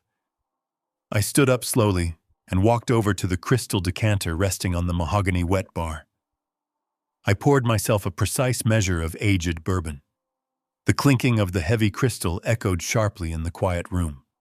I took a slow, deliberate sip, letting the burning liquid coat my throat. I turned to face her, instructing her to repeat her exact financial requirements to ensure we had a perfectly clear understanding of her terms. Courtney eagerly complied, completely blinded by her own greed. She spelled out the illicit transaction with reckless clarity, firmly believing she was cornering a desperate father. She handed me the very weapon required to destroy her. She did not notice my cell phone resting face up on the polished wood of the bar. I had tapped the discreet audio recording application the exact second she stepped out of the private elevator. My device captured every single syllable of her blatant attempt at federal blackmail and extortion in flawless, high-definition audio. I possessed absolute proof of her criminal conspiracy. I picked up my glass and walked back toward the glass coffee table. I reached into my tailored trouser pocket and retrieved my sterling silver money clip. I extracted a single crisp $1 bill. I dropped the crumpled paper currency directly onto the glass surface next to her expensive leather bag. Courtney stared at the dollar bill in profound confusion. She demanded to know what the gesture meant. I looked her directly in the eye and delivered my brutal verdict. I told her the single dollar represented the absolute maximum value of her entire existence. I systematically deconstructed her hollow, parasitic reality. I reminded her that she had spent the last decade draining my operational accounts to fund fake art charities and purchase a fabricated social status among elites who secretly mocked her. She possessed no actual talent, no genuine loyalty, and zero internal worth. I informed her that she was nothing more than a superficial leech who attached herself to my son's fragile ego to siphon off my hard-earned legacy. I explicitly stated that I would rather burn my entire corporate empire to the ground than negotiate a ransom with a traitor. Her jaw trembled violently. The realization struck her with the force of a physical blow. She realized I was not a weak, senile victim waiting to be fleeced. I was the architect of her impending ruin. I raised my hand and pointed a single, unyielding finger directly at the heavy brass doors of the elevator. I ordered her to take her worthless bag and vacate my property immediately. I promised her that if she remained in my penthouse for one more minute, I would have my private security detail physically throw her onto the freezing street. Courtney snatched her bag from the table. She stumbled backward, her face drained of all color, and sprinted toward the elevator. The brass doors slammed shut, sealing her frantic retreat into the freezing, unforgiving Chicago night. She was completely isolated, possessing zero leverage and zero protection against the violent men hunting her husband. The penthouse returned to absolute, pristine silence. I walked over to my desk and picked up my secure terminal. A high-priority corporate email flashed across the screen. Aaron had just issued a mandatory summons to the entire executive board. Driven by sheer, unadulterated panic, my son had called an emergency meeting for 8 o'clock the following morning. He intended to present his forged medical documents and forcefully overthrow me in a final suicidal power grab. The ultimate boardroom trap was officially set. The executive boardroom of Carmichael Construction occupied the entire top floor of the downtown tower I built with my own hands. At precisely 8 o'clock in the morning, the sprawling glass table was surrounded by the 12 senior directors of my company. A heavy, suffocating silence filled the room. The executives sat rigid in their ergonomic chairs, their eyes locked on the frantic man pacing at the head of the table. Aaron looked completely unraveled. His expensive, tailored suit hung loosely on his frame, wrinkled from a sleepless night of pure terror. Sweat beaded heavily on his forehead, catching the cold fluorescent light. He clutched a thick manila folder in his trembling hands as if it were a physical life preserver. Inside that folder rested the fraudulent medical evaluation he had paid a corrupt fleeing doctor to sign. Aaron had called this emergency assembly under the pretense of a catastrophic corporate crisis. He intended to weaponize the forgery to officially declare me mentally incapacitated. He needed the board to formally ratify a medical conservatorship to strip away my operational authority. The violent developer, Silas Vance, had given him until nightfall to return $3 million, and Aaron was officially out of time. He stared at the silent executives, his eyes wide and bloodshot, desperately trying to project the commanding authority he fundamentally lacked. The air in the boardroom was thick with anticipation. Aaron cleared his throat, gripping the forged document tight enough to turn his knuckles completely white. Aaron slammed his hands flat against the polished glass table to command their attention. He launched into a frantic, breathless speech devoid of any true leadership. He declared that Carmichael Construction was facing an immediate existential threat originating from the very top of the executive chain. He claimed I had suffered a massive, irreversible psychological collapse. Aaron held up the fraudulent medical document, aggressively waving the forged signature of a disgraced psychiatrist in front of the horrified board members. He spun a pathetic, desperate lie. He insisted I was actively destroying the company from the inside out, intentionally freezing operational capital and sabotaging lucrative real estate transactions due to severe senile paranoia. He painted himself as the reluctant savior stepping up to rescue the empire from a dying king. Aaron demanded the board invoke the emergency succession clause buried deep within the corporate charter. He instructed them to formally vote me out of power, effective immediately. He promised that once he secured absolute control as the sole executive officer, he would instantly liquidate our secondary warehouse districts to generate a massive influx of protective liquid capital. The board members exchanged deeply uncomfortable glances. They were seasoned corporate veterans who knew a bleeding cornered animal when they saw one. Aaron noticed their hesitation and escalated his panic. His voice cracked as he shouted that any delay would result in total bankruptcy. He begged them to trust his vision, swearing that liquidating the physical assets was the only viable strategy to save the legacy I had built. He painted his own massive financial failures and his terrifying shadow debt as a fabricated market crisis only he could solve. He demanded an immediate unanimous vote to strip me of my title, my shares, and my dignity.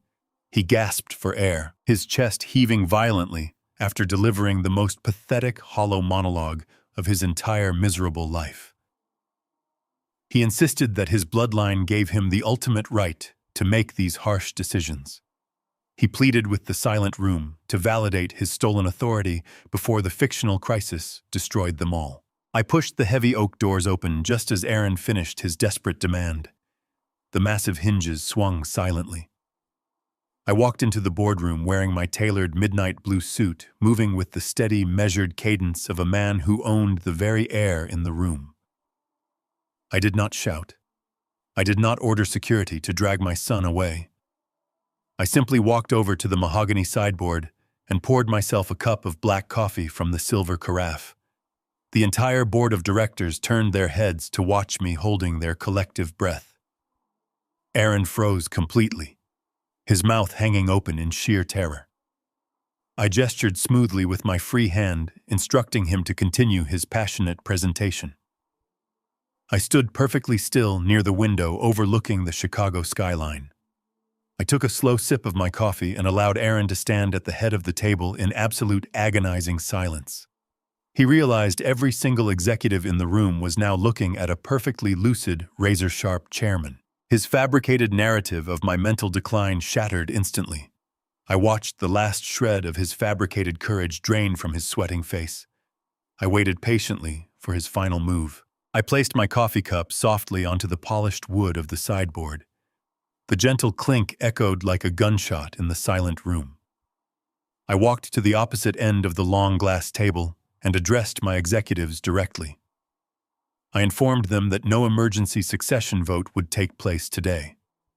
I stated with absolute unyielding clarity that Aaron possessed zero voting power and zero executive authority to convene this assembly. Aaron stammered weakly, attempting to point at his forged medical document. I cut him off instantly with a cold, devastating revelation. I announced to the board that exactly 24 hours ago I sat down with my private attorney, Brian Pierce, and legally transferred my entire portfolio of controlling shares. Carmichael Construction no longer belonged to me. I had formally sold my absolute controlling interest, my physical assets, and every single commercial patent to a private anonymous holding firm operating out of a secure offshore trust. The executives gasped in genuine shock. Aaron gripped the edge of the glass table, his legs physically buckling beneath his weight. He realized his entire endgame was built on a foundation of dust. He needed my shares to sell the warehouses, to pay off the violent local developer hunting him. He needed my corporate authority to appease the private equity syndicate that held his life as collateral. I looked him dead in the eye and delivered the final lethal blow. I told Aaron he was attempting to steal a kingdom that had already been relocated. The company he wanted to liquidate did not belong to our family anymore. His forged documents and his pathetic power grab were completely useless.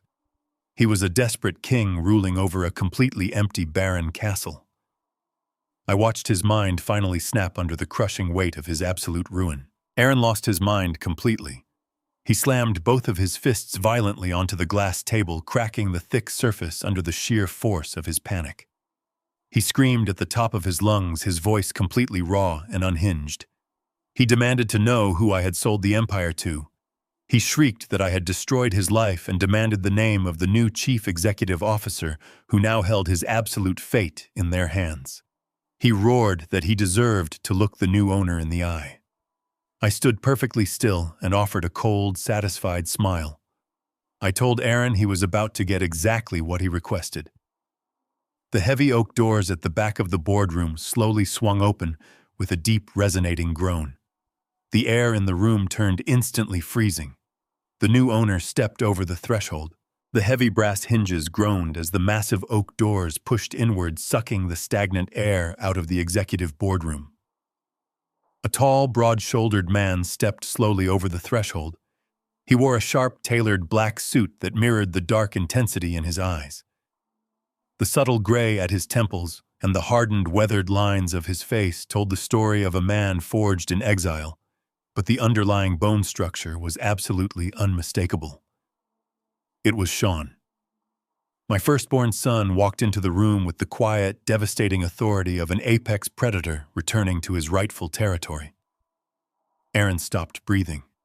His hands slipped from the cracked glass table hanging limply at his sides, as if the invisible strings controlling him had been violently severed. All the color drained from his face, leaving behind a sickly, ashen gray. His jaw trembled silently. He staggered backward, his expensive leather shoes slipping on the polished marble floor. He crashed heavily into the mahogany credenza, sending a tray of crystal glasses shattering to the ground. Aaron was staring directly at a ghost. He was looking at the brother he had personally condemned to a freezing, watery grave 25 years ago. The sheer paralyzing horror of his past resurrecting itself in the flesh completely short-circuited his brain. He could not scream. He could not run. He was pinned against the wall by the suffocating weight of an impossible reality. The executives around the table held their breath, completely paralyzed by the sudden chilling shift in the atmosphere. Sean did not look at them. His eyes were locked exclusively on the man who had tried to murder him. Sean walked past the frozen executives with measured, deliberate steps. He did not ask for permission to take the room. He moved directly to the empty, high-backed leather chair at the head of the table, the exact seat Aaron had desperately tried to claim just moments prior. Sean sat down, resting his powerful hands flat against the glass surface. He looked directly at Aaron and broke the 25-year silence with a voice as hard as cold steel. He addressed his brother, asking if the water in Lake Michigan was still as freezing as it was the night the boat engine miraculously failed.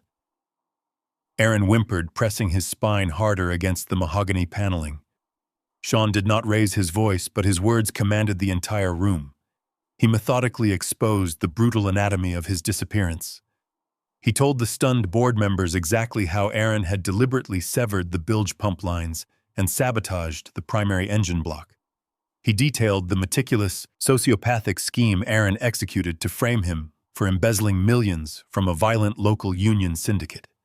Sean explained how he survived the sinking vessel and swam for miles through the freezing dark, forced into a permanent exile, to protect our family from the brutal retaliation Aaron had intentionally triggered.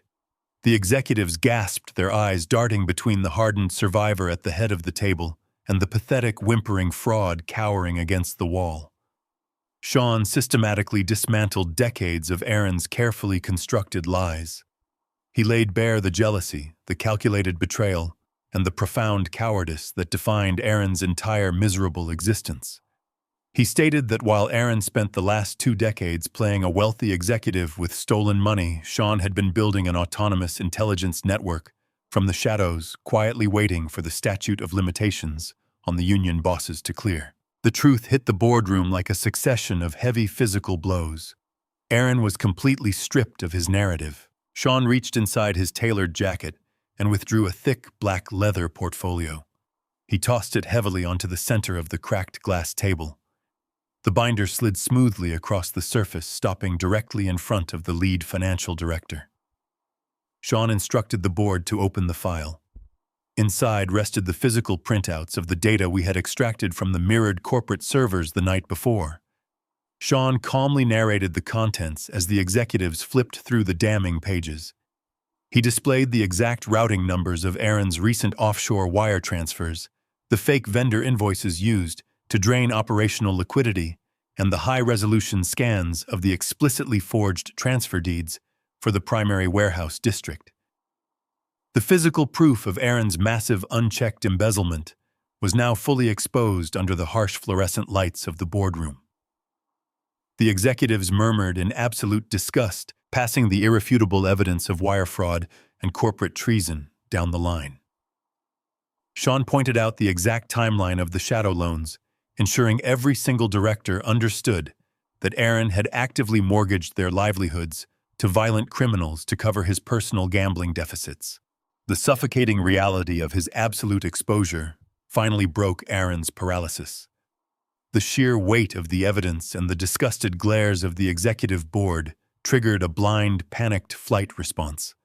He pushed off the credenza, his expensive suit soaked in a cold sweat, and lunged desperately toward the heavy oak doors.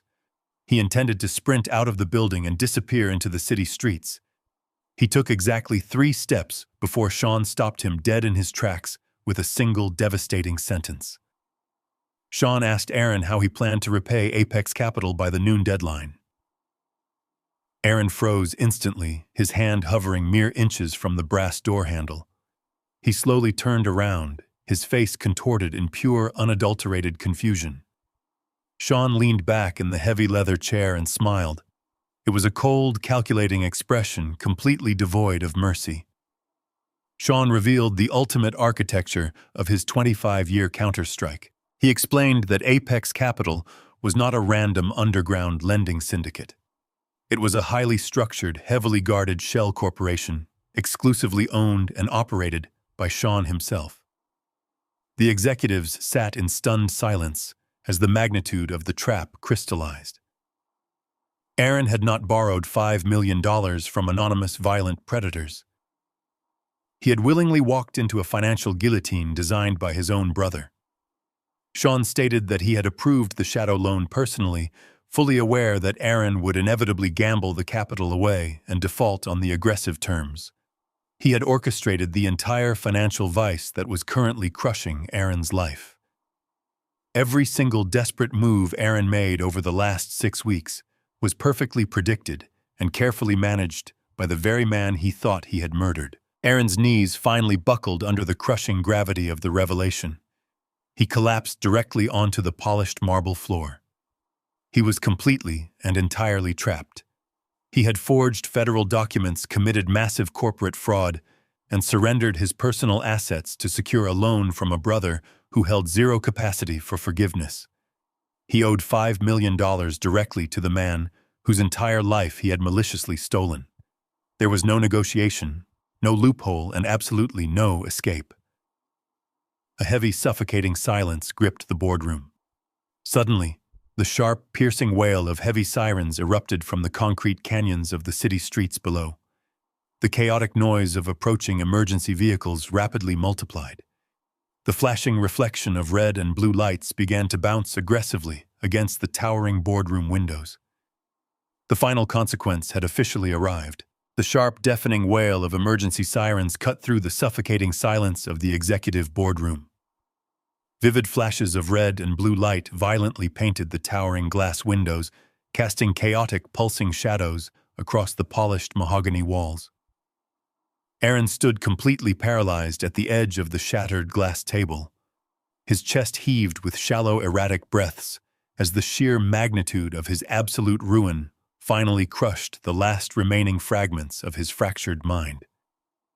The sirens were not passing by the corporate headquarters. They were converging directly on the building, multiplying in volume and intensity.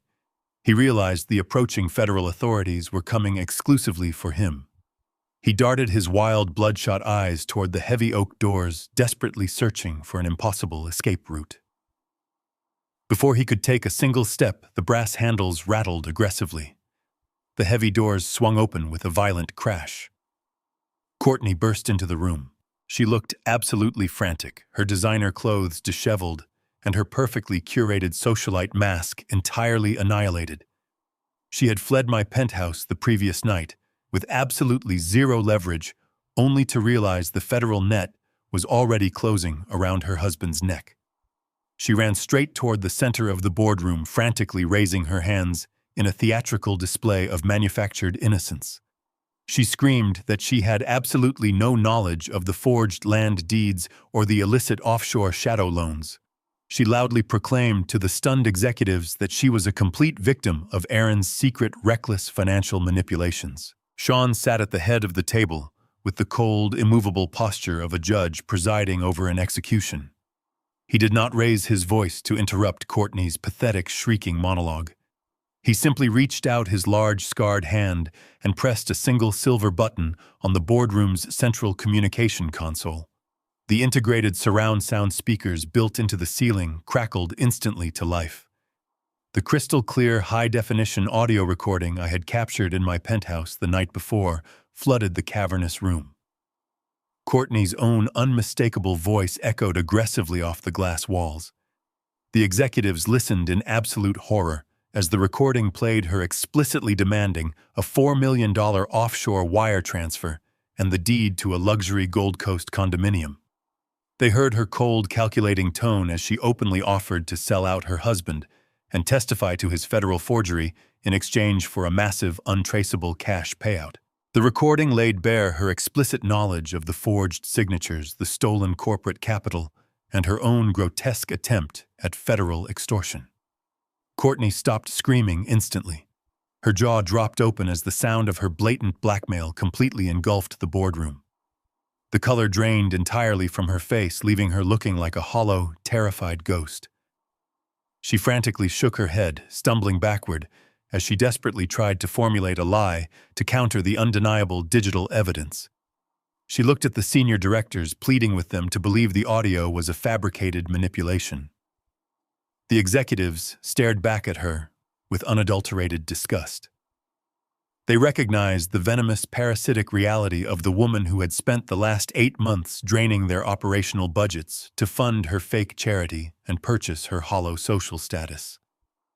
Sean pressed the button a second time, cutting the audio off with a sharp, definitive click. He looked directly at Courtney and stated firmly that her desperate negotiation was officially terminated. Her entire defense shattered into a million irreparable pieces.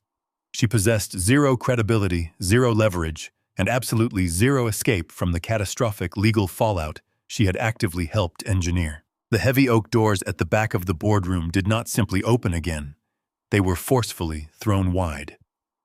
A tactical squad of federal agents swarmed into the executive suite, moving with swift, overwhelming, and highly coordinated precision.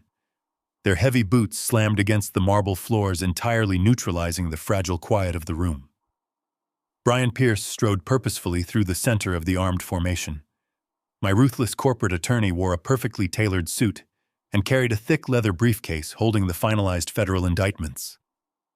He did not look at the stunned executives or the trembling woman cowering near the wall. He locked his sharp, unforgiving gaze directly on the man responsible for the catastrophic corporate breach. The lead federal agent stepped forward, his hand resting securely on his tactical belt. He barked a loud, uncompromising command that echoed with absolute authority. He ordered Aaron to place both of his hands flat on the cracked glass table immediately. The agents fanned out, securing every exit and effectively trapping my son within the very fortress he had attempted to steal. Aaron was entirely surrounded by the brutal, unyielding reality of the justice system. The remaining shreds of Aaron's fabricated arrogance dissolved completely. He realized the massive shadow loans, the forged county deeds, and the brutal private equity trap had finally culminated in his absolute destruction. His knees physically buckled beneath his weight. He collapsed heavily onto the polished marble floor right in front of my expensive leather shoes. He ignored the federal agents surrounding him and crawled frantically toward me. Aaron violently grabbed the hem of my tailored midnight blue overcoat, his hands shaking with an uncontrollable, terrified tremor. Hot, desperate tears streamed down his flushed face, ruining his immaculate corporate image. He began sobbing uncontrollably, his voice cracking into a high-pitched, pathetic wail. He begged me to intervene and call off the federal raid. He frantically insisted that the forged signatures, the stolen real estate, and the illicit offshore wire transfers were all just a massive family misunderstanding. He shrieked that he was only trying to protect my legacy from an aggressive modern market. He promised to sign over all his remaining assets and publicly resign if I would just tell the armed agents to stand down and leave the building. He looked up at me with wide, bloodshot eyes, pleading for the unconditional paternal mercy he had actively exploited for the last 25 years. He begged me to remember that he was my own flesh and blood. He pleaded with me to save him from the concrete cell he had methodically built for himself. He clutched my coat with the desperate, clinging grip of a drowning man begging for a life preserver. He expected the father he had repeatedly attempted to destroy to suddenly sacrifice everything to shield him from the agonizing consequences of his own sociopathic greed. I did not bend down to comfort the broken, sobbing man clutching my coat. I looked down at Aaron with absolute, unyielding coldness. I reached down and firmly pried his trembling fingers off the fabric of my tailored suit, discarding his grip with deliberate finality. I stared directly into his terrified, tear-filled eyes. I leaned forward and repeated the exact patronizing words he had used when he handed me the forged medical conservatorship document at my dining table. I told him this was strictly for his own protection. The lead federal agent stepped forward and aggressively hauled Aaron up from the marble floor. The cold, heavy steel of the handcuffs snapped securely around Aaron's wrists with a sharp, definitive click. The metallic sound echoed through the silent boardroom, officially finalizing the absolute, irreversible destruction of his fraudulent life. The heavy steel handcuffs locked around Aaron's wrists with a sharp, metallic finality. Two large federal agents hauled him violently up from the polished marble floor. His legs entirely gave out, forcing the agents to physically drag his dead weight toward the heavy oak doors of the boardroom. Courtney shrieked hysterically as a female agent secured her wrists tightly behind her back. She thrashed her shoulders and spat vicious insults at anyone in her line of sight, completely shedding her fabricated high society persona to reveal the desperate feral opportunist underneath. I stepped out of the boardroom and followed the chaotic procession into the main executive corridor. The entire floor had ground to an absolute halt. Hundreds of my employees lined the glass hallways. Project managers, architects, and junior executives stood in stunned, breathless silence. They watched the man who had terrorized them for years being paraded through his own corporate fortress in federal chains. Aaron kept his head completely bowed, his tears staining the collar of his ruined bespoke suit. He could not look a single person in the eye. The whispers rippled through the gathered crowd, a rising tide of absolute shock and poorly concealed satisfaction. The agents shoved Aaron and Courtney into the waiting freight elevator. The heavy steel doors slid shut, sealing away the toxic parasites who had nearly destroyed my life's work. The suffocating tension that had strangled my company for months vanished into the freezing Chicago air. I turned my back on the closed elevator doors and walked calmly back into the executive boardroom. The 12 senior directors remained frozen in their ergonomic chairs. The shattered fragments of the glass conference table mirrored the complete destruction of Aaron's reign. The air was thick with residual adrenaline and profound disbelief. I walked to the head of the ruined table and buttoned my midnight blue coat. I did not offer any dramatic apologies or sentimental explanations for the spectacular federal raid they had just witnessed. I spoke with the unyielding absolute authority of a man who had successfully defended his empire from a lethal siege. I informed the board that the chaotic, reckless era of Carmichael construction was officially and permanently terminated.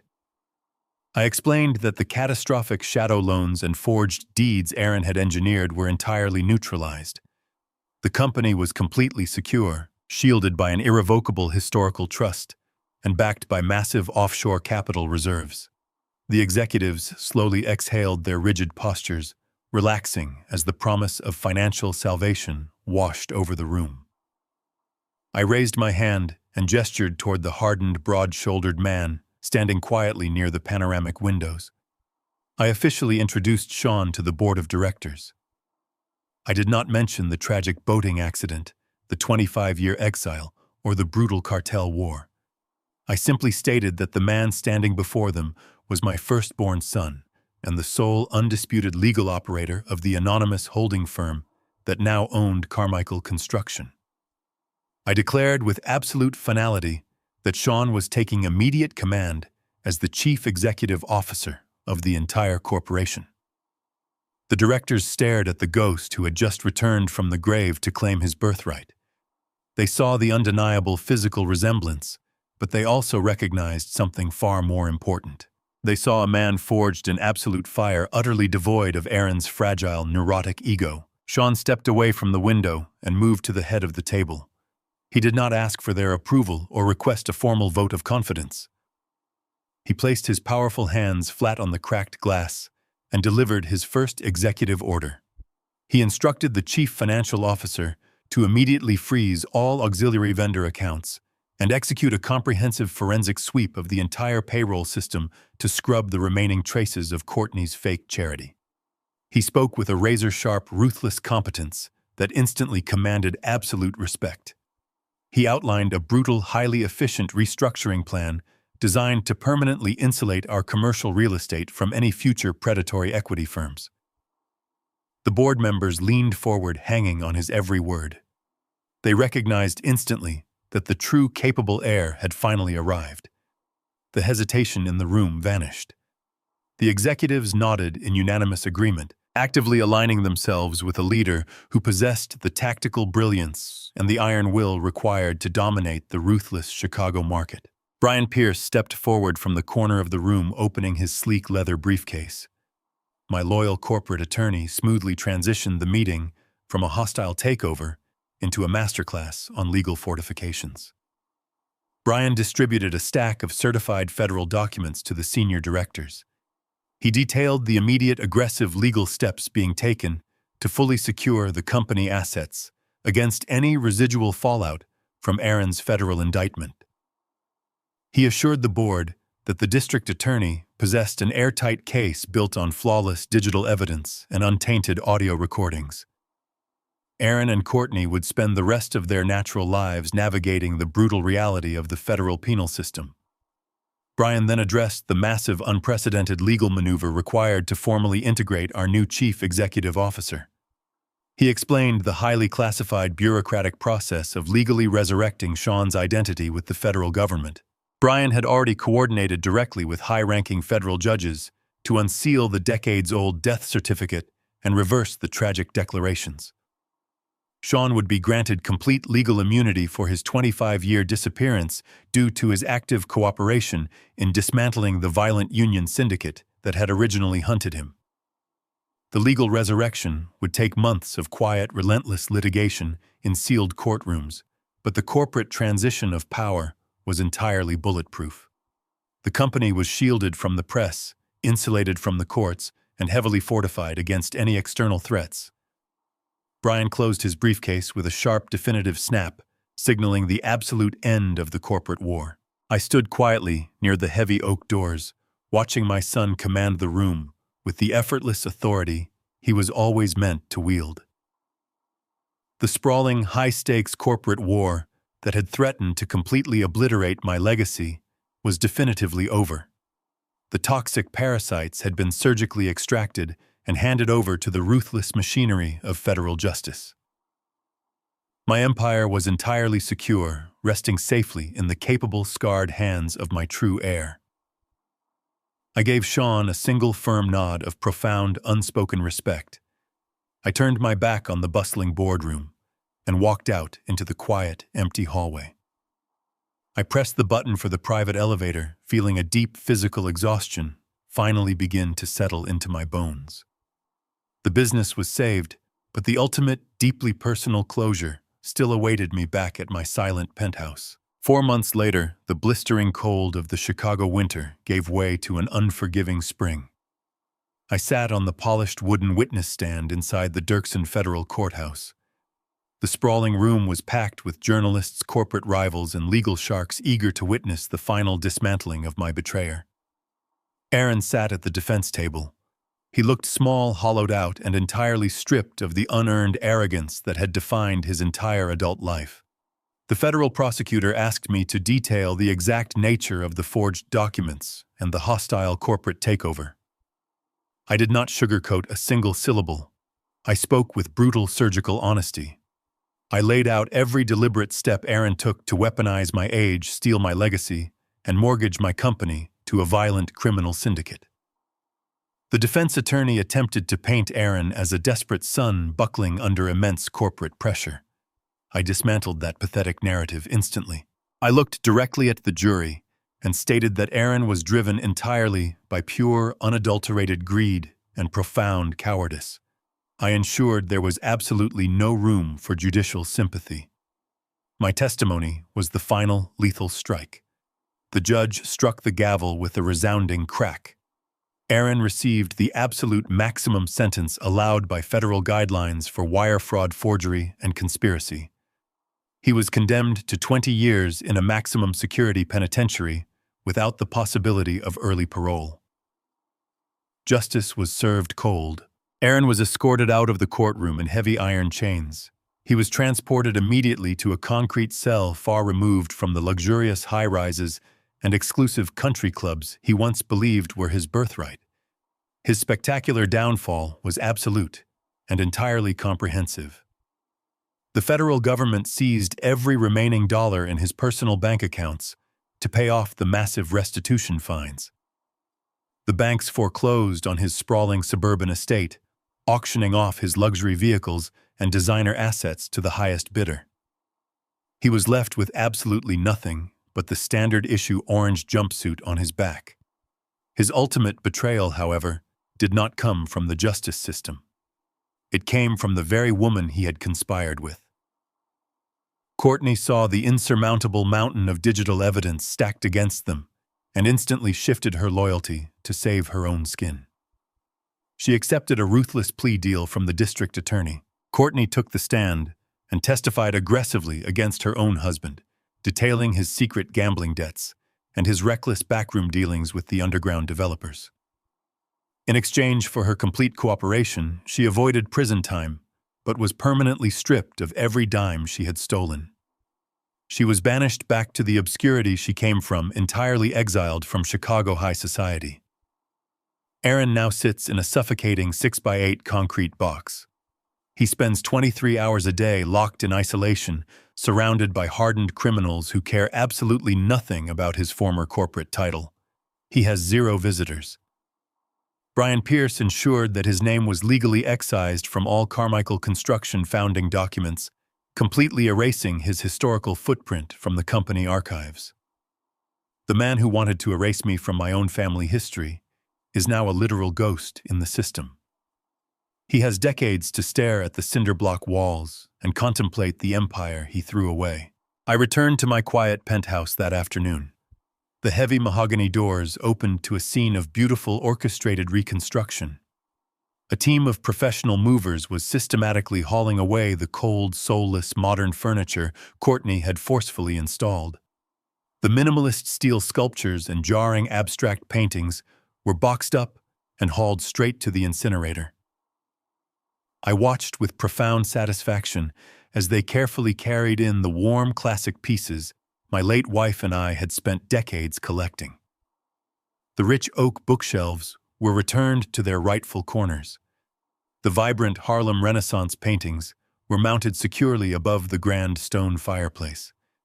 The plush, deep-toned rugs restored the welcoming warmth that had been brutally stripped from my sanctuary. I walked over to the restored wet bar and poured myself a neat glass of aged bourbon.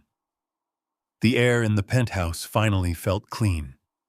The suffocating, toxic energy that Aaron and his wife had injected into my home was completely eradicated.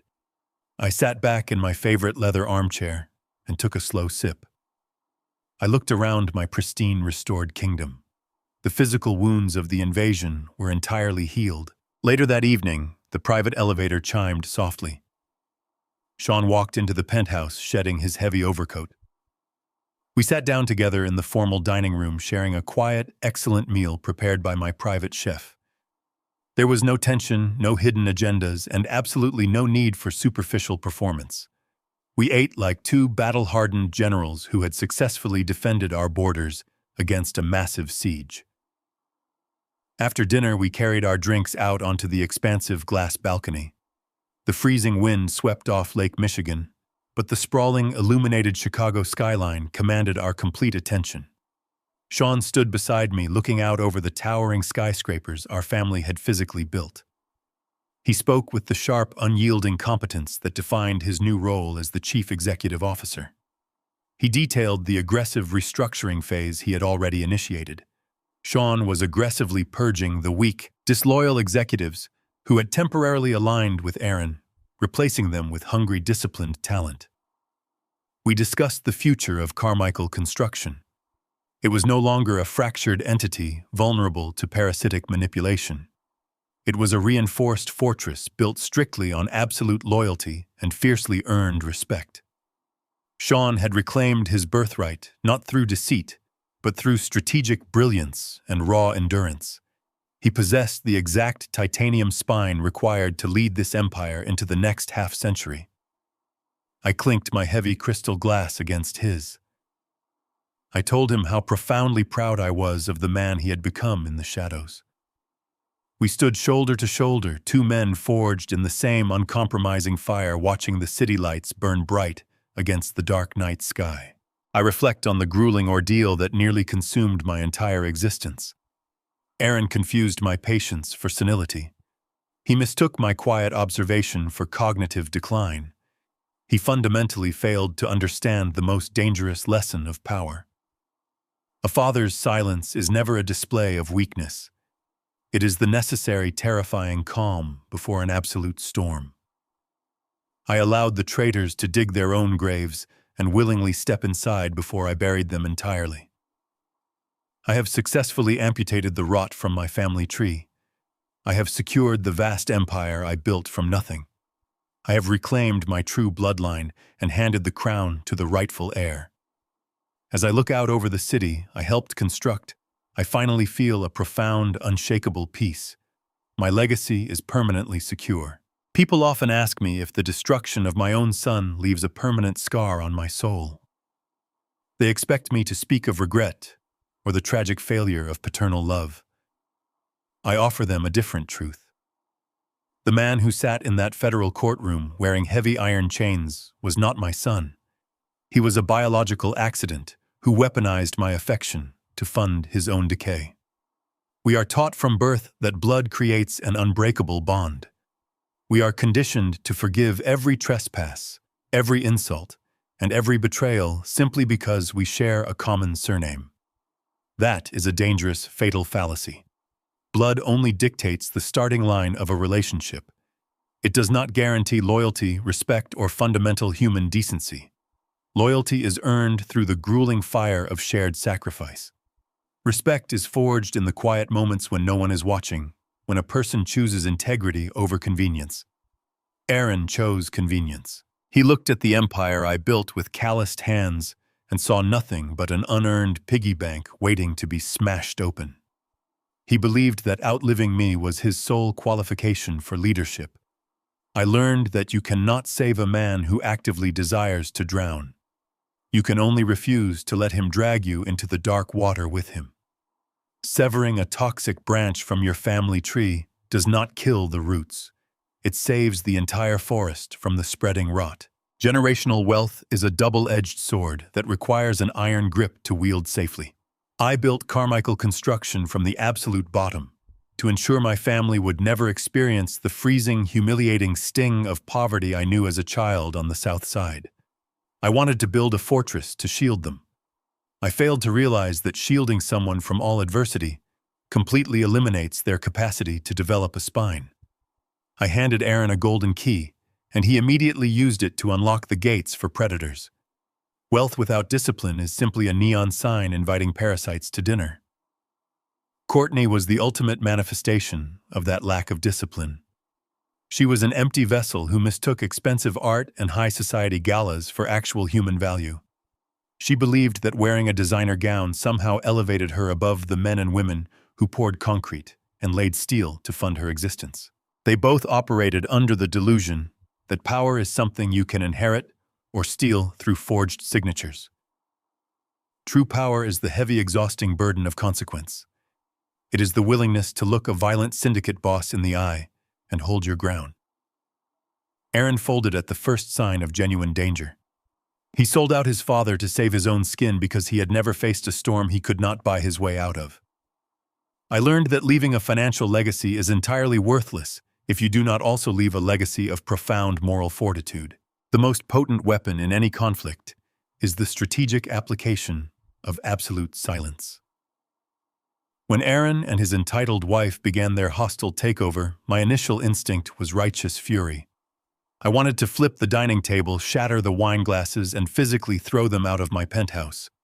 Righteous fury is satisfying in the moment, but it is a tactical disaster. Anger signals your intentions to the enemy. It shows them exactly where you are wounded and exactly how you plan to strike back. I chose silence. I absorbed their insults and their patronizing medical evaluations without altering my heart rate. I allowed them to mistake my quiet observation for cognitive decline. They desperately wanted to believe I was a senile, fading old man because it validated their pathetic narrative. I gave them enough rope to hang themselves perfectly. I let Aaron forge the federal transfer deeds. I let Courtney scream her demands into my hidden audio recorder. I let them commit irreversible felonies while I stood firmly in the background, carefully orchestrating the collapse of their fragile floorboards. When you react emotionally, you engage the enemy on their terms. When you remain silent, you force them to project their own insecurities into the void. They expose their fatal flaws while you meticulously sharpen your blade. I learned that you never interrupt an arrogant man who is actively destroying his own life. You simply wait for the optimal moment to hand him the final shovel. Reclaiming my empire was not about the preservation of capital or real estate. It was about the preservation of fundamental truth. When Sean walked into that boardroom, he brought the restoration of genuine order. He proved that true succession is not a matter of birthright. It is a matter of profound competence. Passing the torch to Sean felt like watching the sun rise after a seemingly endless night. We spent the ensuing months systematically purging the corporate hierarchy, removing every executive who showed even a fraction of hesitation when Aaron made his desperate grab for power. My penthouse is quiet again, filled only with the warm mahogany and the classic art my late wife cherished. I sit on my balcony and look out over the towering Chicago skyline, knowing that the foundation beneath my feet is finally solid. I learned that destruction is sometimes the only pathway to authentic purification. You must be willing to burn the diseased crops to ensure the soil remains fertile for the next harvest. My name is Wayne Carmichael, and I survived the ultimate betrayal by refusing to surrender my dignity. Tell me in the comments below where you are watching from today. Share your own stories of setting strict boundaries with toxic relatives. Like and subscribe to the channel if you have ever had to outsmart those who severely underestimated your true value. Always remember that your absolute peace is worth fighting for. Never let anyone, regardless of their bloodline, diminish the powerful legacy you worked tirelessly to build. Stay strong, remain vigilant, and protect your hard truth.